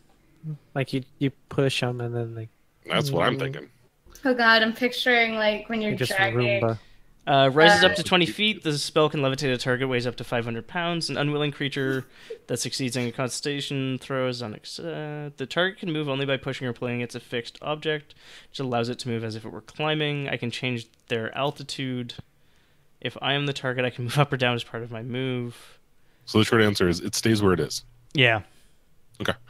I mean, if she's safe, then I'll have dispelled it. Picturing her kind of like flopping along behind like you're dragging an object or a corpse in a Bethesda game. I mean, like the move is going to be Yorha coming back in through the portal, grabbing her and doing like the spin move throw, and hucking her frisbee style down a hallway, right? All right. Can I carry both her and Sinrathi? Like, I don't think I'd be okay with that. The fallen. It's gonna be fine. The It's gonna be fallen? fine. It'll be fine. It'll be fine. It's fine. The lady. Yeah. It's Yeah. fine. Yeah, no problem. Jordan, did you ever play Transistor? I did, yes. Did you get the good end? The Yes. the less violent end? Can for a quick interrupt. Let's do a quick bio break. Yeah.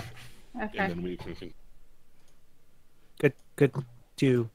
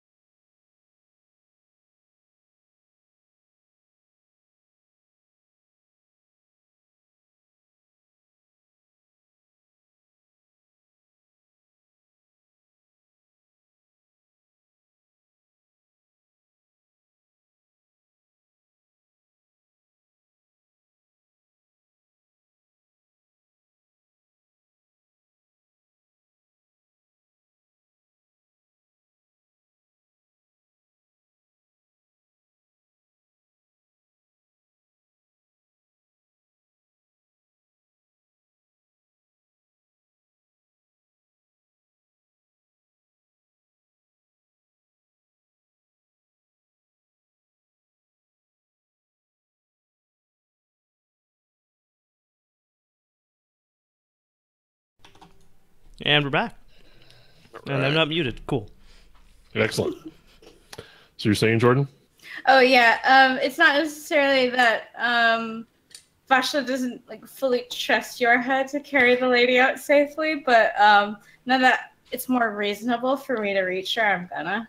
Okay, that's fair. I mean, you're more than strong enough to pull this off. Yeah, I'm especially if not. she's like- Yeah, I'm not anywhere near my weight limit. yeah. All right, Yorha. I'm going to need from you saving throw. Awesome. I love saving throws. I've had really good luck with them so far tonight. Is this a deck save? This is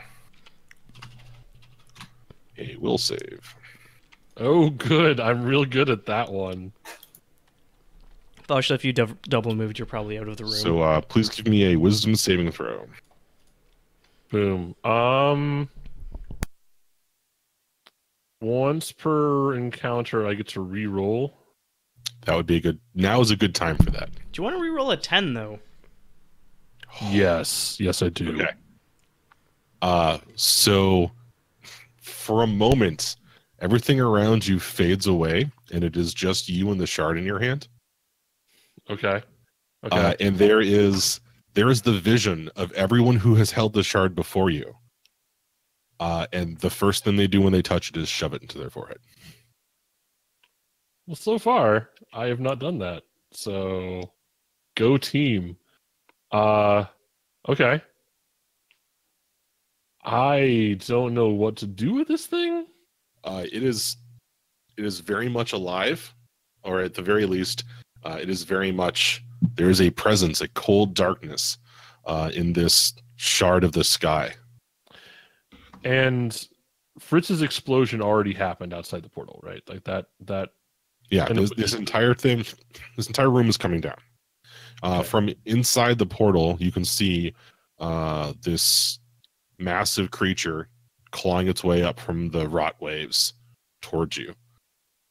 This titanic dragon thing. Okay. So I'm going to try to do two things here, right? Two things. The first one is I'm going to give everything I got to dragging this thing through the portal. Okay. Which I'm assuming is a strength check. Yeah. All right. I have advantage. And go. Does a 16 do it? What are you trying to do? I'm trying to drag the rock. As you say, it was not coming through the portal, right? Yeah. And it's possible this is not a thing I can pull off. Sure. Right. So the first thing I'm trying to do is pull that through. Does a 16 manage to pull the thing through the fabric of the portal and into the nether? Let's say yes. You overcame its charm effect, and you're able to move it a little bit more freely than it would otherwise. Does the fact that I also, wanged it with a radiant damage crit? Yes. Interesting. Like, okay, now on this side of the portal, it would fall to the ground if you let it go. On the other, you can push it into the portal, but it's like shoving something into like Jello. As you do, so fairly it's stuck resistant on, Jello. but it's stuck on this side. This side being the side we're in now. Like, okay, So on the non-rot, on the plane of rot, it will hover in midair on the other side of the portal. On the prime that you're on now, the prime material plane, whatever you want to call this one, it will fall to the ground. Physics apply to it here. Physics do not apply to it there. Okay, this is really dumb. I am going to attempt to blitzball the thing. Specifically, I'm going to try to hurl it into the mouth of the giant beast that's trying to eat me. While then shifting my momentum in such a way off of the Jello effect, try to push myself back through the portal. Got it. Give me athletics. I'm okay at athletics. I'm gonna. So in the background, you should hear the jacked music from Final Fantasy X. Yes, exactly. That's what we're going for. That's what we're going for. Yes, I'm so good at this. So you like position it downwards, right? And you get on top of it, and you would leap off of it onto the other side of the back through the portal, leaving the plane of rot behind. And it doesn't move very much, right? It's like leaping off a rock in a bog. Yeah, the rock is farther in the bog, but it's not appreciably. Yeah, I imagine it feels like a paper airplane that you try to throw too hard, right? Like it just goes like, Flap. yeah. Okay, But it's on the other side. great. How far can I run from the explosion? I mean,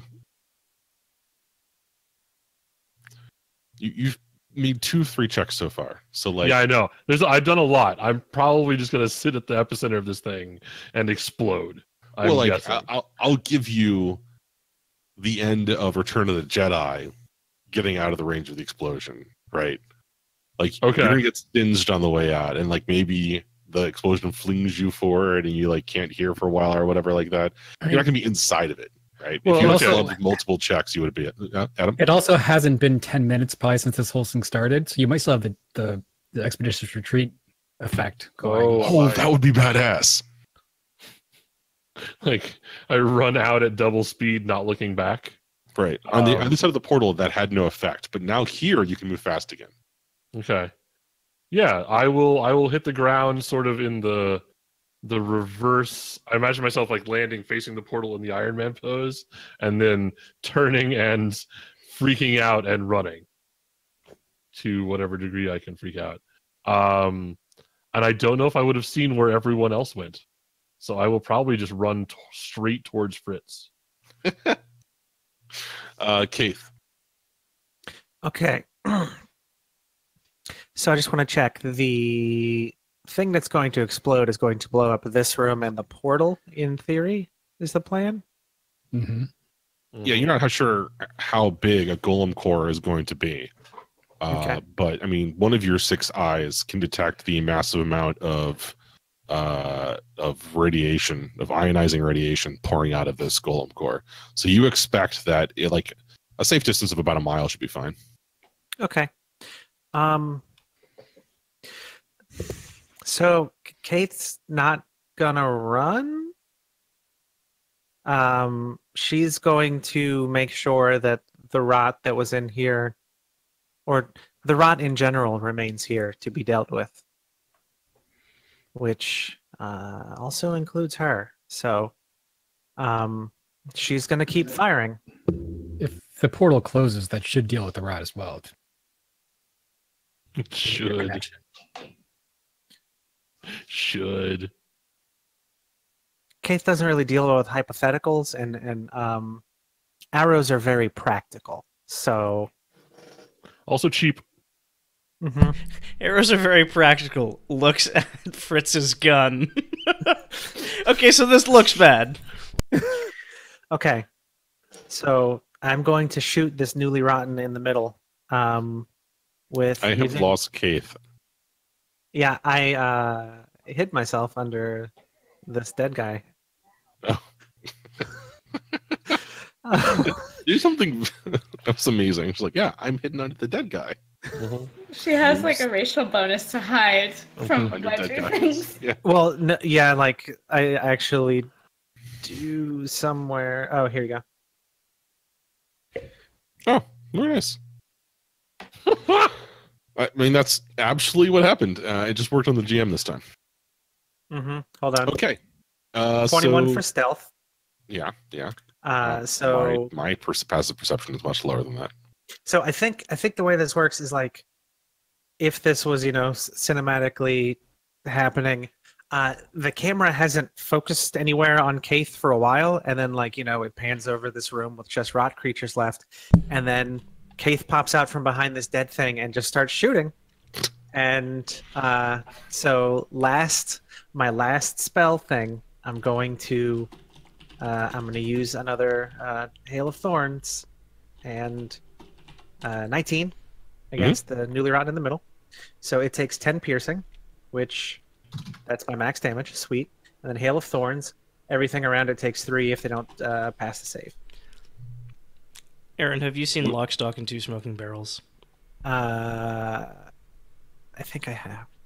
If I have, it's been a while. There's one scene where there's a like tiny waifish girl who's been passed out on a couch, and like the camera is panned over her 4 times, and she is just faded into this couch, like passive camouflage. And someone Nice. rests a very fine machine gun next to her, and then she stands up and just like lays waste with it. That's pretty great. So for my second attack, that one that's left is also gonna get shot. Mm-hmm. 25 for 9 piercing damage. Okay, you kill 3 rot creatures with 2 shots and a splash damage from the bow. Okay, is there any other rot creature in the room? Aside from me. No. Wait, Okay. no as in not including Kaith, or no as in including Kaith? So what Kaith is going to do after the last of these things falls is she's going to, you know how when people are traveling with their bow, they kind of have it with them stuck through the middle of it.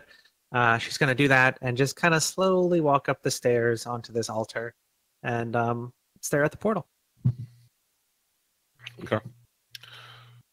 There is a black shard of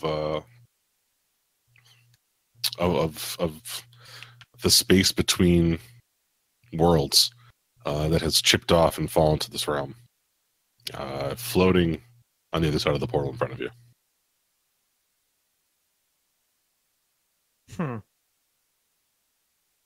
Okay. So, question? Mhm. Is it an attack roll to set myself on fire and jump through the portal and hold that thing on the way down? I was so hoping you'd say that. No. Okay. So I think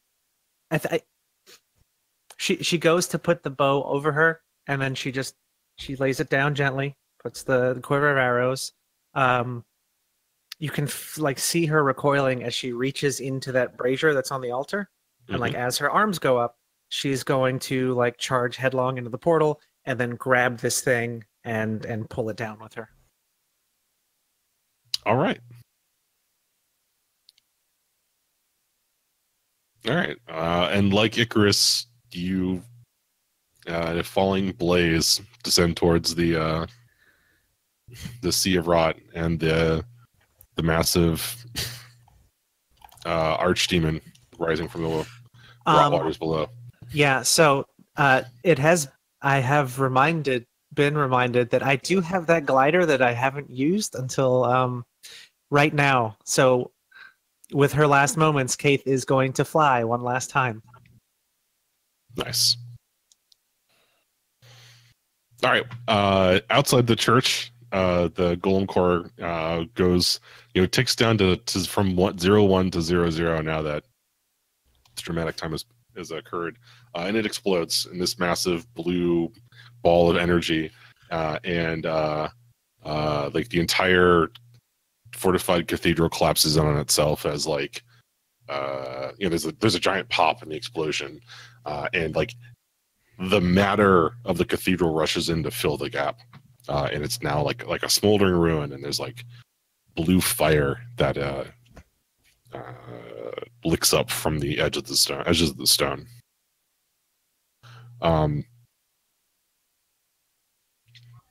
there is an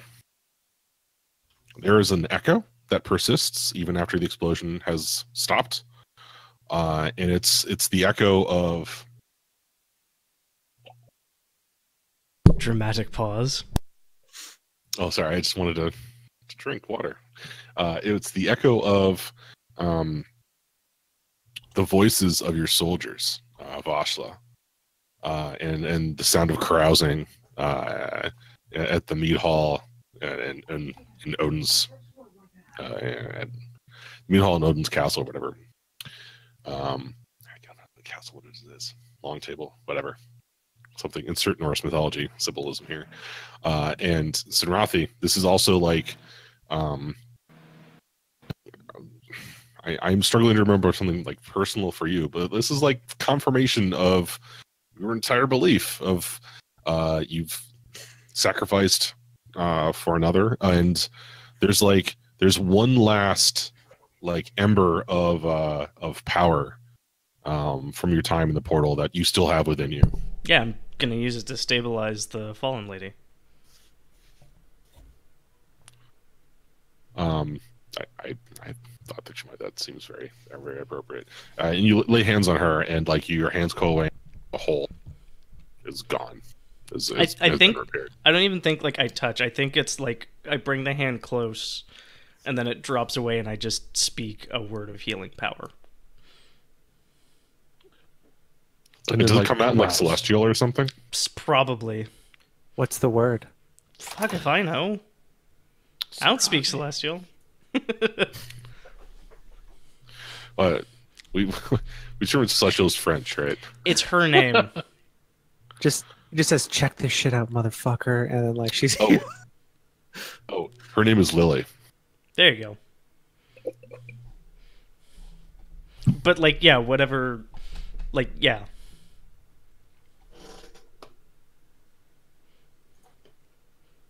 Awesome. All right. You may have questions. There are things that like you can do now that the portal is destroyed. You're clearly not in combat anymore, so I'll just go ahead and close this turn order chart. I would like an 8-hour nap and also a way to rescue those people who are eating like each other by now. Right. I imagine the very last thing that happens is like before the explosion happens is Yorha like safety jumping on Fritz and just smashing him to the floor, and they're both like well out of blast radius. Get down, Lord Commander.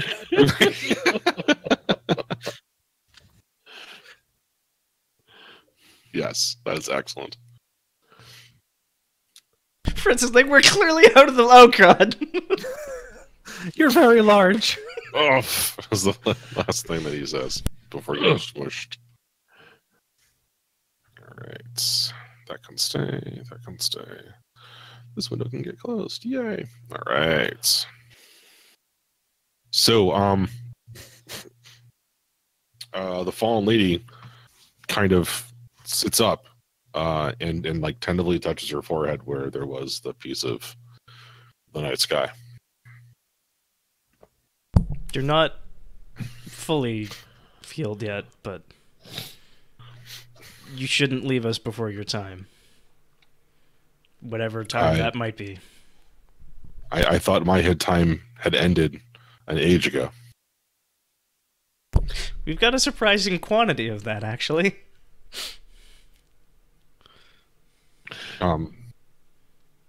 What is this place?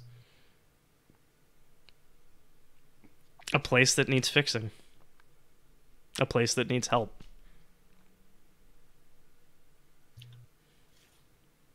Welcome to the fight. All right. It's been some time since anyone has considered me an ally or asked for my help. We're have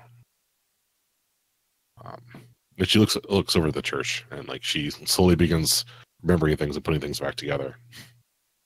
You are not wearing the vestments of the priest from inside.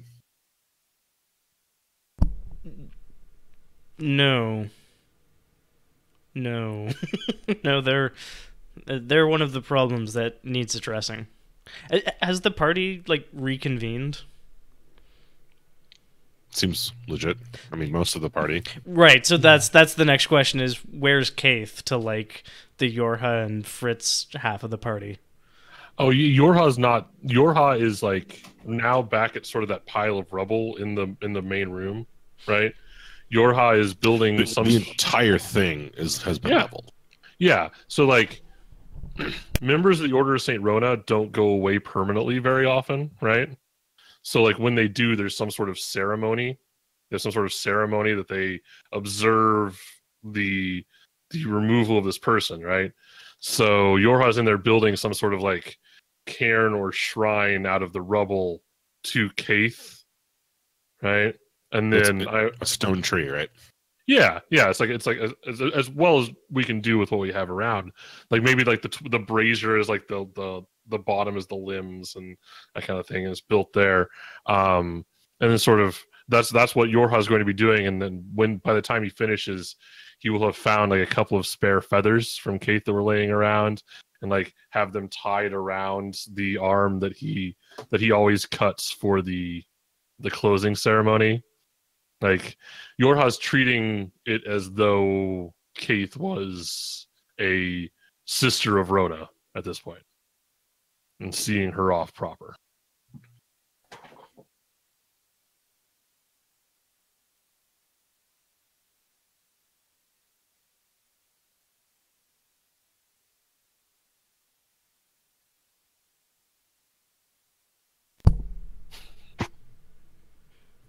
All right. I mean, that's the blue fire that still licks up from the stones doesn't seem to burn you when you do so. Excellent. Yes.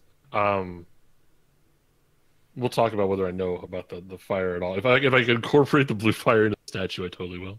If not, then yeah. I mean, the Order of Saint Rona, like a fire that burns a tree eternally without damaging the tree, is probably somewhere in the symbolism. If not now, it is in 50 years. Yeah, feels real strong. It feels real strong. Generation. Yeah, the tree has to be on fire during the ceremony. Yeah, good luck. Our life finds a way. All right, Vashla, Fritz, thoughts, actions. Mostly just watching the fallen lady because I'm still not really sure. She was trying to protect me from the stone in her head, or what's that? She was warning me earlier. Was it the stone in her head? Yes. Okay, and that's no longer a threat. So I'm probably just tentatively watching her recover. Kind of in a similar vein to when we first met Kaith. Except slightly less hostile because she seems a lot more reasonable. Does she look like Gladriel? What was the description you gave of her the last time? Gladriel, right? She has white blonde hair, fair skin, like a green sundress sort of thing with the floral pattern sort of on it, no shoes, and is otherwise like, seems like a plain female human. There's definitely a point at which Sinrathi looks at her unshod feet and says, no, this simply will not do. I don't know. I guess I'm just confused how Odin knew her name, or just why he shared that with me. But so I'm paying attention to her, but I'm not really talking to her. I'm just hanging back, watching. Okay.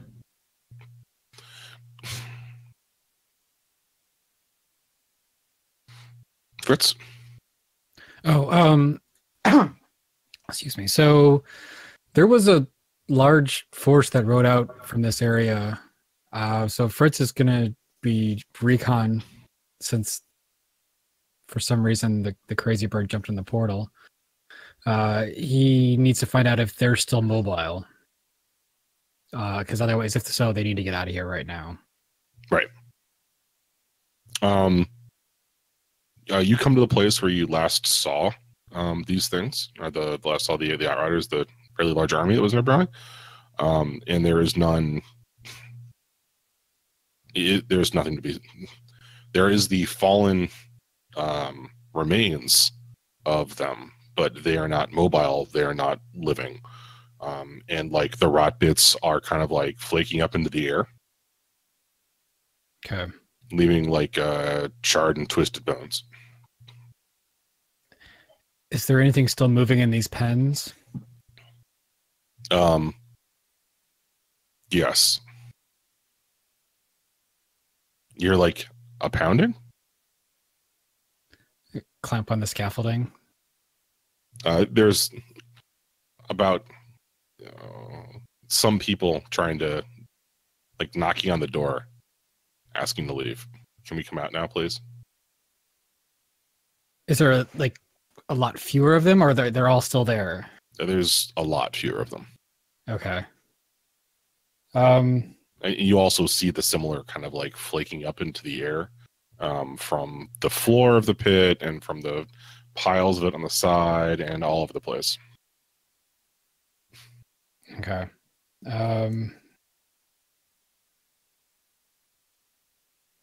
kind of want to get Senrathi over here so that he can do a medical check on one of these, or a rot check Yep. on one of these guys real quick before we let them all out. Yeah, I But hobble I'm over. inclined to think that they're okay for now. Yeah, I'll hobble over and do the detect spooky bads. Okay. Yeah, there's no, you do not get that the wrongness sensation from here. I'd probably just burn the lock off, like the lock off the door. Mm-hmm. Yeah, and the door opens and there's a bunch of like bewildered, disheveled, filthy people on the other side, that like wander out and like crying in relief and like shocked and just kind of like wandering. I'll try to find one that looks a little bit more with it and see if we can figure out where they came from and if they know who they are still. He describes to you a scene of they said they came for me one night, raided our village, took 10% of the people, put us in carts, drove us here. I was here for only a few days, but they shoveled this food down upon us, and it was like sickness took my mind. I could not think for myself. I only could act. And every once in a while, they would come and they would take some of us out. And as their skins grew hard and glossy, that's when they knew they were ripe to be plucked forth. And it was a terrible thing. Thank you for saving me. Hey, Mike, can you get us back to the world map again? Yeah.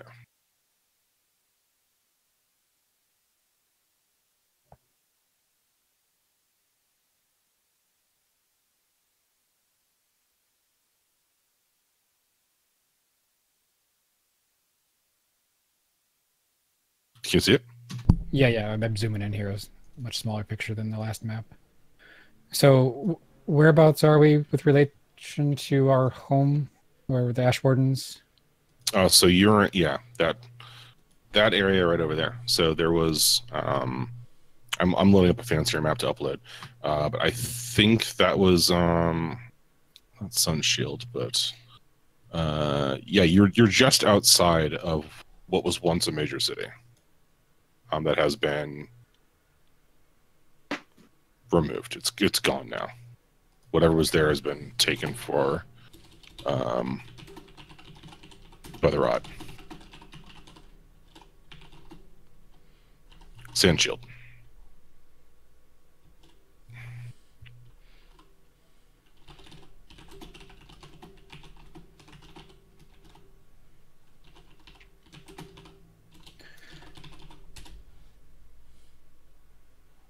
So yeah, I guess what I need to sort of, using whatever I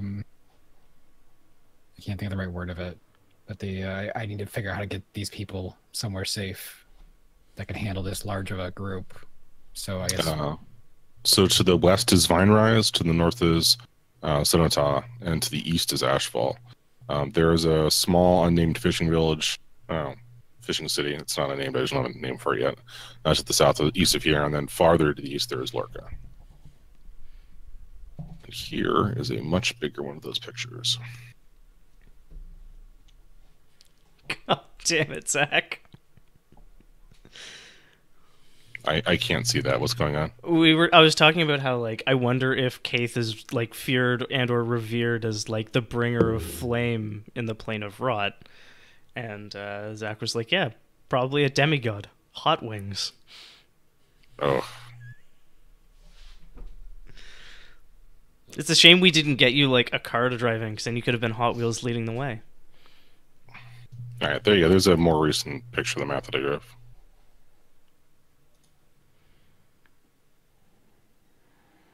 And so And Sandshield's you're- been wiped off the map.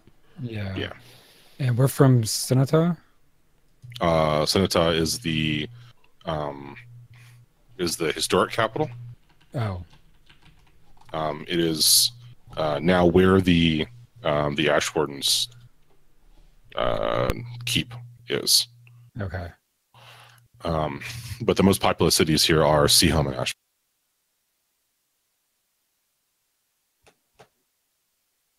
I mean, we should probably try to get them back to Lorca, and there were a couple villages along the Yeah. way. I kind of. So Fritz is curious on.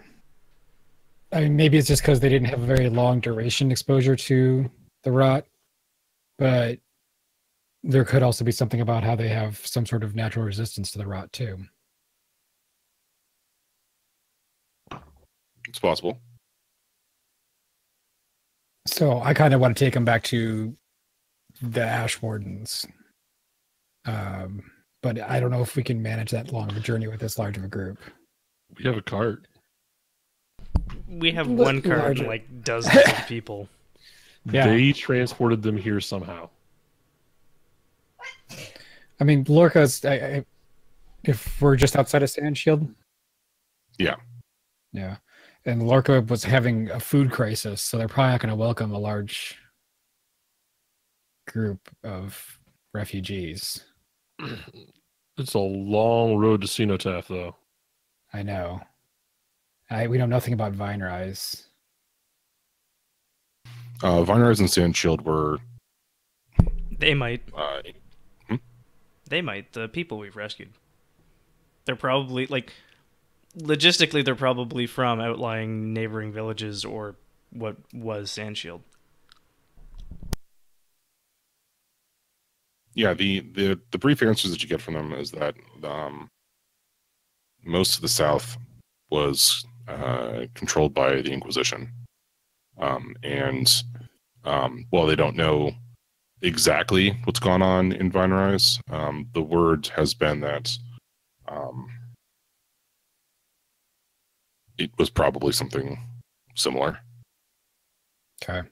or I guess possibly is something similar.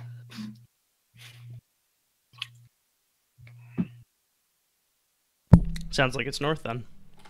Yeah. I think it seems safe enough right now, to sort of move a little further away from the ruins or from the pens. The buildings are all burnt down, church is destroyed. I don't know if there was any other structures in the immediate area. Yeah, it's I kind of did a number on the area. there's probably Sandshield proper. There's probably like more of a city to be found nearby. Yeah. But it was a area and control of it's the seat of power for the Inquisition, or one of the Inquisition controlled the South. So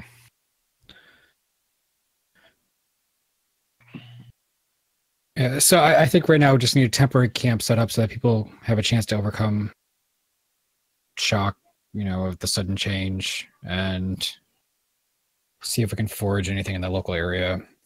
Probably not for this large of a group, but maybe we can figure something out. If gotcha. there's something in Sandshield. I mean, we can also send outriders out, like a couple people. Yeah, we don't really have horses. No, but I mean, 2 people will move faster than 60. It's just a matter of giving them a chance. I was going to do. We're going to do a skill survey, figure out if that could help us. Like there's like local hunters or something. But anyways, I don't know how much into detail we want to get into transporting a large group of people to Seneca, if that's an interesting thing, or Oh, that's just something we can cover in an epilogue sort of thing. yeah. Right. Sinrathi, as you are doing this, checking for the rot, the fallen lady, Lily, the word that you found, is following around behind you, just kind of like watching what you're doing.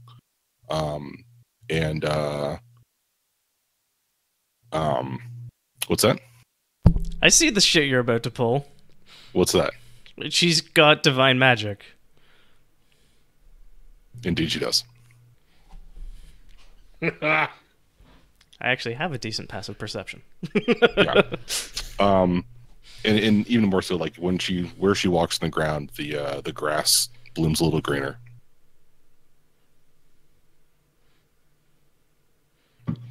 She pulls you aside and she says, I did not know they had wizards here. I'm probably just like, I didn't know there was anyone else who did what I do. How long have you been here? Where are you from? And these are all questions we can answer when we have food and shelter and water for our charges. But we will answer them. I have never been here. Oh. I came from another place. I've never seen this world. My world was failed and my world failed, and I believe you saw what was left of it on the other side of that portal. I'm terribly sorry. And when we fell, all that was the worst of us rose up and took it. That sounds similar to what we're currently undergoing. It'd be useful to have someone who's been there before, if you're willing to help us. I'm willing to do my best. It is not. This world is not like my world. Things were very different there. It will be difficult. Do you?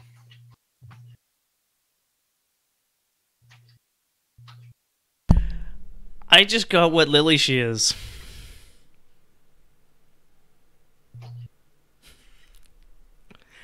You fuck.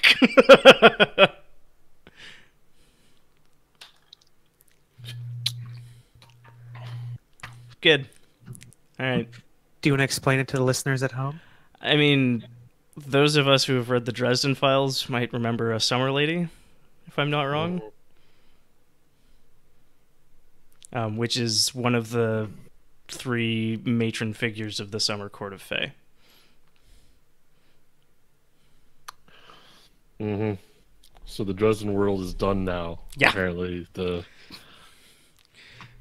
Neat. Those swamp wizards did not succeed. I mean, the worst of them rose up and took charge. It's true. Absolutely true. Good. Great. Am I on the right track or am I talking bullshit, Mike? Oh, there's that. How can we continue? That this Sure. must be the cliffhanger in which we end it. Right. Right. Do we want to talk possible season 2s and possible systems as Well, a thing, or or is that sausage that gets made? We should absolutely do like a hot wash, right, for Act 1 of Ashen Empire stuff, Sure. which would be cool on the air. But so, like the last scene of Act 1 is like some sort of like casual revelation, like not intentionally. It's like it will be much more difficult without the Queen and the Mother to help me guide the blooming of summer, sort of thing, right? And that's So when there was the scene of Kay falling towards the maw of whatever rock beast was in the lake, would like if you pause on one frame, did the monster have like Mickey Mouse ears or something? no. Ah. No, but there's probably like an after credits scene right? Of like Keith like will Keith- return. right, right. Of Keith holding on to the stone, right, as the portal explodes above her, right, and like the Balrog versus Gandalf styles, fall fight thing. And I'll let Keith decide how exactly that ends up, but like like part of me, yeah, I don't know. I like the Keith character, but part of me is just twisted enough to say like the Howard the Duck ending at the Crisis of Guardians of the Galaxy, where it's Keith in the stone and she's talking to it on like an island sort of thing. But like I said, I'm a terrible human being. So that was just for a second. Cram. yeah, and then always to the east. Always to the east. All right, yeah. So that was Act 1. So what do we think worked? What do we think didn't work? What can we do better next time? Because apparently everything is Scrum with me. So today I'm working on. No. That's right. Yesterday I accomplished. Yeah. I mean, I think as much fun as we had playing D&D, and I was definitely happy to play D&D, it also felt like there were a lot of times when we explicitly stopped playing D&D. Or we at least stopped playing the rules as written in the book of D&D. Yeah, I'm not great at rules as written.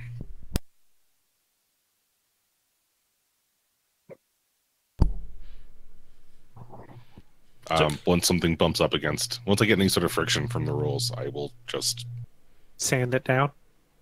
casually step aside. It's not going to stop the interesting drama from unfolding. Yeah.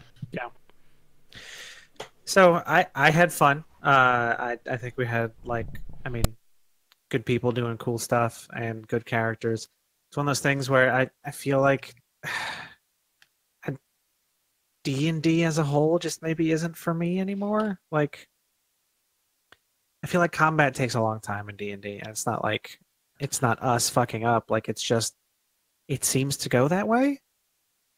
And especially if one of those things where like if you miss, then it's like, all right, cool. I'll be back in 20 minutes to do my thing again, and hope I don't miss again. So, yeah. So the last encounter that we had, it was my last ditch attempt to put together an interesting combat encounter that it didn't include like 3 different levels and difficult terrain and like a lot of the board gamey stuff that I don't necessarily like to interact with all the time. But hopefully there were like, I felt like the minions were nice and squishy, while the main tanky bits had interesting side effects that occurred. Mm-hmm. And like at least for my interaction with the rules, it seemed to make it clicked a lot easier when we were just fighting stuff. Yeah. And that made me sad. I mean, yeah, the rules got in our way less when we stopped trying to do politics. Right. And the rules got in our way less when we stopped trying to talk our way through problems, and when we realized that, like, oh, rot goes to kill, not rot goes to talk. And when we talk, it's like, cool, single intimidation check. Or whatever. Yeah. Which, I mean, if we want to run a pulpy combat-focused thing, cool. If we want to, like, laboriously trek north with 60 people who are starving, maybe not D&D. Yeah. Cora, stop. I'm trying. I enjoyed dungeon crawls. I think that I would enjoy playing one more than I would enjoy running it. Yeah. But that's just... No, I 100% understand that.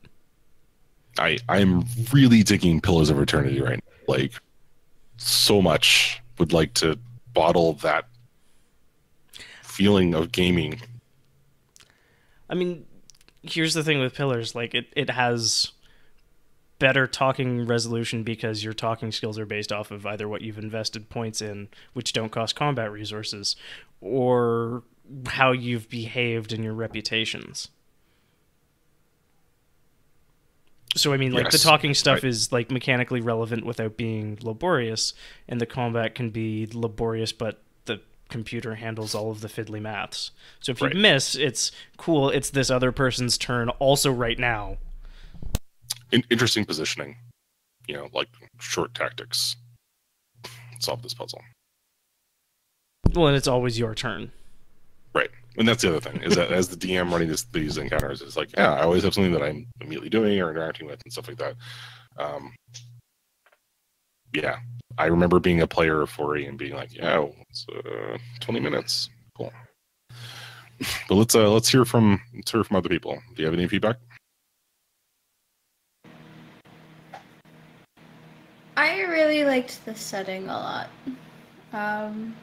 It's probably one of my favorite things, like just picturing all the threads that tied us together, like Sinrathi and Vashla, Fritz, and dealing with the rest of us. Just the various ways we responded, like under his leadership. Yeah, I totally agree with you. I love the setting and I love the characters. I guess I should say I like the setting and I love the characters because I feel like the way that we made the characters and the way we went forward caused great bounds with everything. Bindings. What's the words? Yeah. Bonds? Bonds. Thank you. And that as we went forward, like those things continued to get pushed and pulled and developed and were super interesting. And like that's why I play role-playing games. I like to see characters and hear interesting stories told. So I found that great. I was also gonna say I really liked all the factions that got fleshed out with like the Inquisition. I'm actually kind of pissed we never ran into that halfling again. Yeah. Episode 2. Maybe I did. You're on the island with the shard talking to the damn halfling. Cool.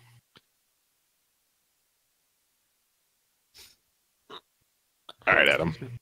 Oh, I'm muted. Yeah, okay, make sure I wasn't muted. So I think it might be the video gamer in me. It might be just how I was raised on certain systems. I will always like the character, like the number progression from leveling up in D&D more than almost any kind of game. Like most apocalypse world games are boring to level up. You might get a +1 to a stat. You might get, a small thing here, a small thing there. I mean, it's more organic. It's okay for the system. It fits, but I like leveling up. And there's no system like D&D to do that I've played in a while. That's just me, though. No, seeing numbers get higher is definitely a thing. Like I have several games where that's basically the entire crux of the game is okay. So you're gonna do stuff, and then you're gonna get more numbers, and those let you get more numbers. And yeah, and then I mean, building stupid characters in D&D is always a fun thing too. With most of the job books you get in other games, there's some flexibility. It's okay, but just seeing the craziness that people can do with D&D is always fun. A little more fun. Yeah, I find the act of acquiring system mastery to be enjoyable. Mm-hmm.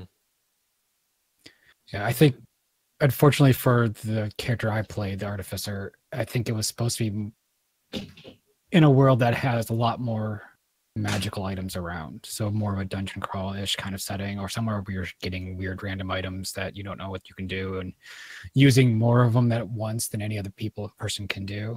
So my character just basically became a budget ranger instead, because I had a big shooty gun and that was all I could do. Yeah, it's my fault.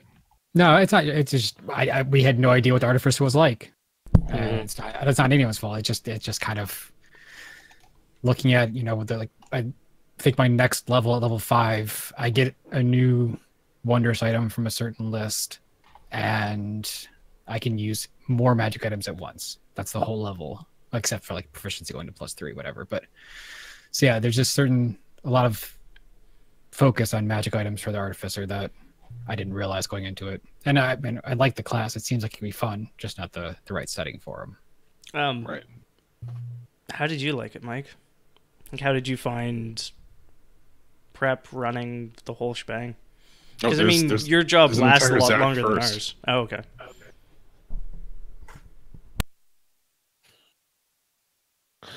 I mean, I have a very long history with D&D, and I have a lot of the baggage that comes with that. I'm glad I gave 5th a shot here, and I'm glad we played with it. I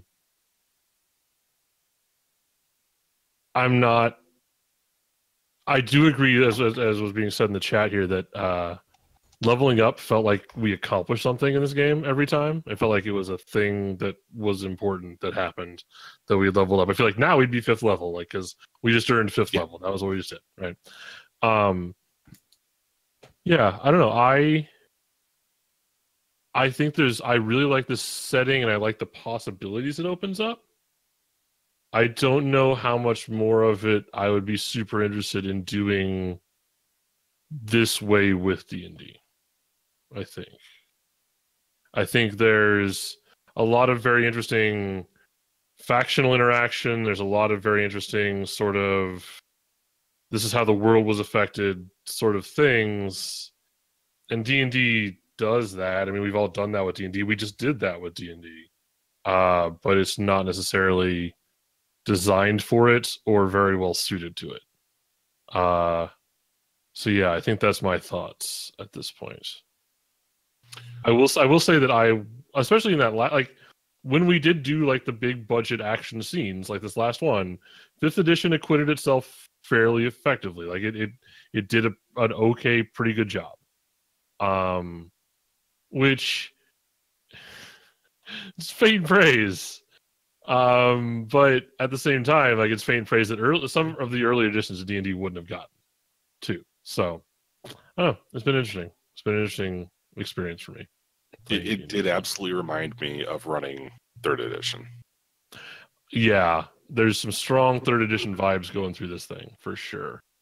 Honestly, if I had to choose between 4th and 5th at this point, I would probably choose 5th and cut out the bits I don't like. Honestly, just because it would run a lot faster. I think if you're gonna be hacking at it with the idea of making it a storytelling adventure game, then 5th is the stronger entry. But you will have to hack at it. 4th edition, as much as I love it for what it was not this thing. It was the other thing that D&D does really well and is always sort of done. But it was also big and heavy and slow because there was a lot going on there. And when 5th edition, you could come around that. Like on my turns, I jump and smash thing. And if I smash thing good, I smash thing again. And then my turn's over. And while that can be disappointing if you don't smash thing well the first time, it makes for very fast turns compared to the stuff that happened in 4th edition. So right. I move 15 feet. I take an attack. I take a 5-foot step. I take another attack. Mm-hmm. Push and then I prepare a reaction to push these 3 guys. And yeah. Well, and then there's always that fun bit of Roll20 where it's like, and I push them 5 feet. No, not left, up left. No, sorry, my right, your left. Yeah, that way. Give action activity. Give everyone control. So I'm going to start by asking a question. I've played Star Wars with at least 3 of you. When we played Edge of the Empire / Force of Destiny, like, did the leveling up aspect in that system feel meaningful, like it does in something like D&D? I think the Star Wars system. I mean, I think it's the nice difference that really gets to me with Star Wars. There's no.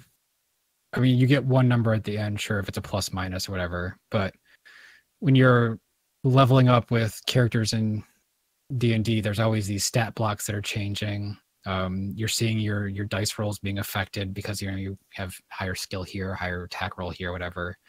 I think it's completely different in the Star Wars system where you're adding colored dice here and there, or you're getting new ways of using your powers. So there's just a fundamental difference in how the levels ups go. But I think once again you do have more of a flexibility in your leveling up and building a character in a more unique way. Leveling in like the Genesis system is also a lot more continuous. Mhm. Like it's not you hit level 5. Yeah, it's you got 25 XP and you can Utilize afford your your next talent or whatever. Right. It's Which not. it's like more like Star Wars then, I guess. Yeah. Well, Yeah, that's. Yeah. Genesis is generic Star Wars. Oh, okay. I know nothing about Genesis still, so It's the framework. It's the Star Wars framework. Yeah. Okay. It's the same thing. It's just with all the serial numbers scratched off. So, I mean, but if I withheld experience for 3 or 4 sessions, I was going to say that's the option, right? Like we could do that. We could have the big like 60 XP dump that feels like a level up. That the delayed gratification of leveling up in a big jump versus small jumps over time seems more like impactful to me. I mean, it's I don't know which one's better. I can't say which one's better, but it just has more of an impact on your like psychologically it's more potent. Yeah. Right, because then you have it happen less often and less often, and you keep chasing that eye. Yeah. That's why going to the gym is so hard. Because you don't get those big dumps, you get those tiny incremental increases. I leveled up. I can lift 240 pounds. Exactly. Yeah. So our like this encounter. Let me talk about how I design encounters and what that meant for me. So I thought to myself, okay, I want to have a medium bad that's sort of a distraction for the big bad that's hiding behind the scenes, and I want to have a bunch of little mooks, and I want this not to be an unfair fight. So what I'm looking for is a spellcaster, something that cannot put a lot of damage but is kind of squishy, and a whole bunch of small bits. And like in 4E, my prep for that is, skirmisher, pull up a skirmisher, pull up a blaster, right, or whatever, and then give it the boss tag and giving the skirmish to the elite tag and bringing a handful of minions. And for 5e, I spent an embarrassing amount of time looking through all the different CR monsters for something that looked vaguely approximate of what I wanted. And then I spent a whole lot of time fiddling with no. If you add a monster into the encounter, that increases the encounter difficulty by a factor of 1.2 for the first monster, and then 1.2 for each additional monster up to 3. But if you go to 4, it increases the whole encounter by x2. And then it's like, no, I don't know. I would like these things in this counter. And like, it was like, okay, well, if you add a green hag to this encounter, that's going to put it into deadly. It's like, okay, what? Fuck you. I'm going to do that. And like, I was looking at these different dragons, and like, well, a young white dragon is only a CR6, and it's worth 2,600 XP, and like that's almost a deadly encounter for this crew. A young red dragon is CR8, and that's way too much. It's like, but I want to have an encounter that has these things and this little boss thing, and then this horrifying entity that's going to come destroy everyone. It's like, oh, but that's. Do you remember playing 13th Age and you killed the entire party? It's like, you don't want to do that. It's like, oh, but. I mean, it's also a way to end a season. So Right. I love the idea. There's like a little acid blood ogre that sits on your shoulder, and like that influences your game decisions, Mike. I like Send that. me in, boss. Yeah. No, it totally does. It's like, I backstab it. Oh, it explodes and kills Andrew's character. All right, retcon. Sorry. I shoot with my crossbow. It explodes and kills Andrew's character. Great. It's good stuff. yeah. The best thing is this was like the reincarnation of that character, kind of. So it would have fit. It would have fit. At the risk, I want to stress that as a person who's a critic of, it has been a critic of 5e, I think it acquitted itself fairly well. I will also say that I will put giant, ironic, air quotes, bold, all caps, iconic around the fact that encounters are bullshit to build and impossible to scale to parties. Because that's a D&D thing for all but one of the editions. Yeah, but I hated building third edition encounters too. Yeah, third edition. 3 and 3.5 would literally take me days. Yeah, and a lot of those, like, you had to put pieces together inside monsters in third edition. It was there were no stat blocks, right? And this was before I had an Excel spreadsheet that helped me build 3 and 3.5 characters that I used for building the old square book Star Wars systems. Mm-hmm. I forgot, not RCR, Star Wars Saga Edition. Saga. Yeah, and those encounters, because I had to build each character level by level at a time. The square book, yeah. Not to be confused with the other Wizard Star Wars. What's RCR? Yeah, there's RCR, and there's OCR before that. But yeah, right. These are both just happen to be sitting. Oh, it just happened, yeah. All of the Fantasy Flight games on your shelf behind you. Yes. Yeah. Yes. Well, all my old school Star Wars stuff's over there.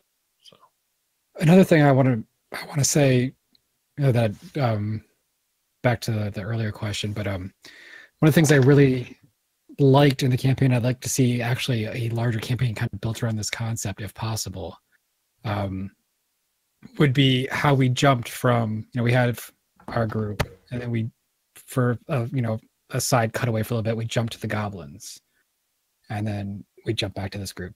What I would like to see is a campaign where you zoom out, you use another system that's sort of meant for large world politics, large group movement, and then every player has like a stable of 3 to 4 characters that they can pull, that you zoom into a scene that you want to play, and then you have your character that you can grab from your stable, bring into the scene, and you switch to like 5e, which is maybe using for a small scale combat or something like that, or a small scale encounter. Do we have the PDFs for Ars Magica? Because that is literally Ars Magica. It's almost Ars Magica. It's pretty close. It's not quite, because in Ars Magica the assumption is we're all going to be working as a ball of wizards, right? There's that game that I keep pitching, sort of soft pitching the group, Legacy. This you each play. Yeah, it's a Powered by the Apocalypse game, so it doesn't do the 5e combat stuff.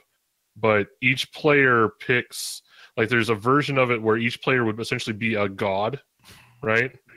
Or it could be like an institution in the setting, and then there would be, it's meant to be played generationally. So like these people have their like short adventure, and then they die or retire, and then the next one steps up and they die or retire, and so it's set up to where you play at 2 levels. You play in the really high level, which is like, I'm a god sending messiahs to Earth, or I am this organization of knights. I'm this knightly order, and like these people keep coming out and doing these things, and but behind the scenes I'm growing this for the most part, and these are just temporary characters that I play. So there are systems that do that essentially. Okay. There are also systems that do sort of fill-in characters a lot better than 5e. Like, instead of building a character all the way from first level from scratch, what we were discussing on the Discord actually earlier, the Star Wars system for Modiphius, and I'm sure they have something similar we could use. Basically, Star Trek. I apologize to everyone who is not a Star Trek or Star Wars person like me.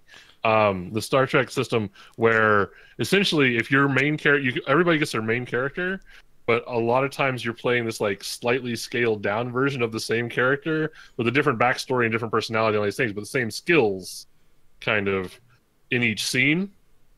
Because your engineer doesn't always go on the away team, or like your medic isn't always in the negotiation, right? So there are systems that we can fish around for that do that, if that's a thing that appeals to you. Also, the higher level like politics world building stuff, there's been one Burning Wheel book flash so far, It's a really good system for that. It's also very different than 5e in basically every way. So it would take some adjustment, basically. But the entire point of Burning Wheel is that you build a number of characters and they all bounce off each other in this world and have like not adventures, but sort of like semi-conflicts with each other to make things happen. Mhm. It's a neat system. It's a neat system for that. Yeah, I think I would just like to play a system where the characters you're playing are more expendable. You use them for a scene, and like I liked my goblin character a lot. I liked what he did, but then I'm fine, that now that's just a Rot Haven, and those guys are all just monsters for some next group of Ash Wardens to kill now. That sounds awesome. I mean, yeah, that's a strong open to like season 2 if we're playing different characters in a different system. Is we're clearing out Goblin Warrens. From the inside with Goblin Survivors. Sure. I just want to point out there's a Blades in the Dark hack that just came out that's like low-ish fantasy and like super jaded about the character's place in the world. It's not quite Torchbearer, but it's like, oh, you're not a fighter. You're like a veteran that got wounded and can't actually fight anymore. So you're gonna lead somebody out into the dungeons.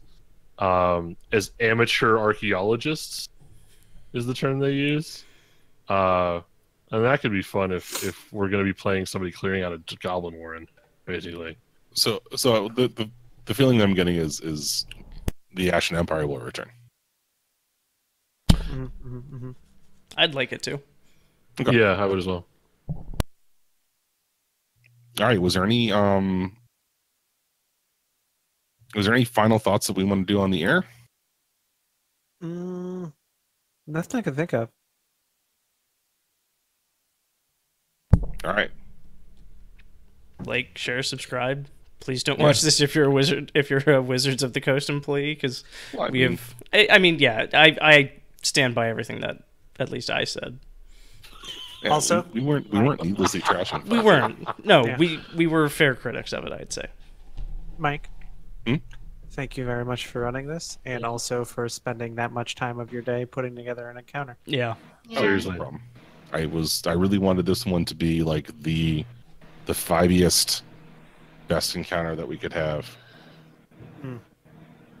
Thank you all very much for playing. I adore the characters and I adore the players, and that's why I continue to play these games, because this is the fun stuff that I deeply enjoy about role playing and hanging out with people. So thank you very much for your time. Good night, Internet. Good night. Oh, what do we have on next?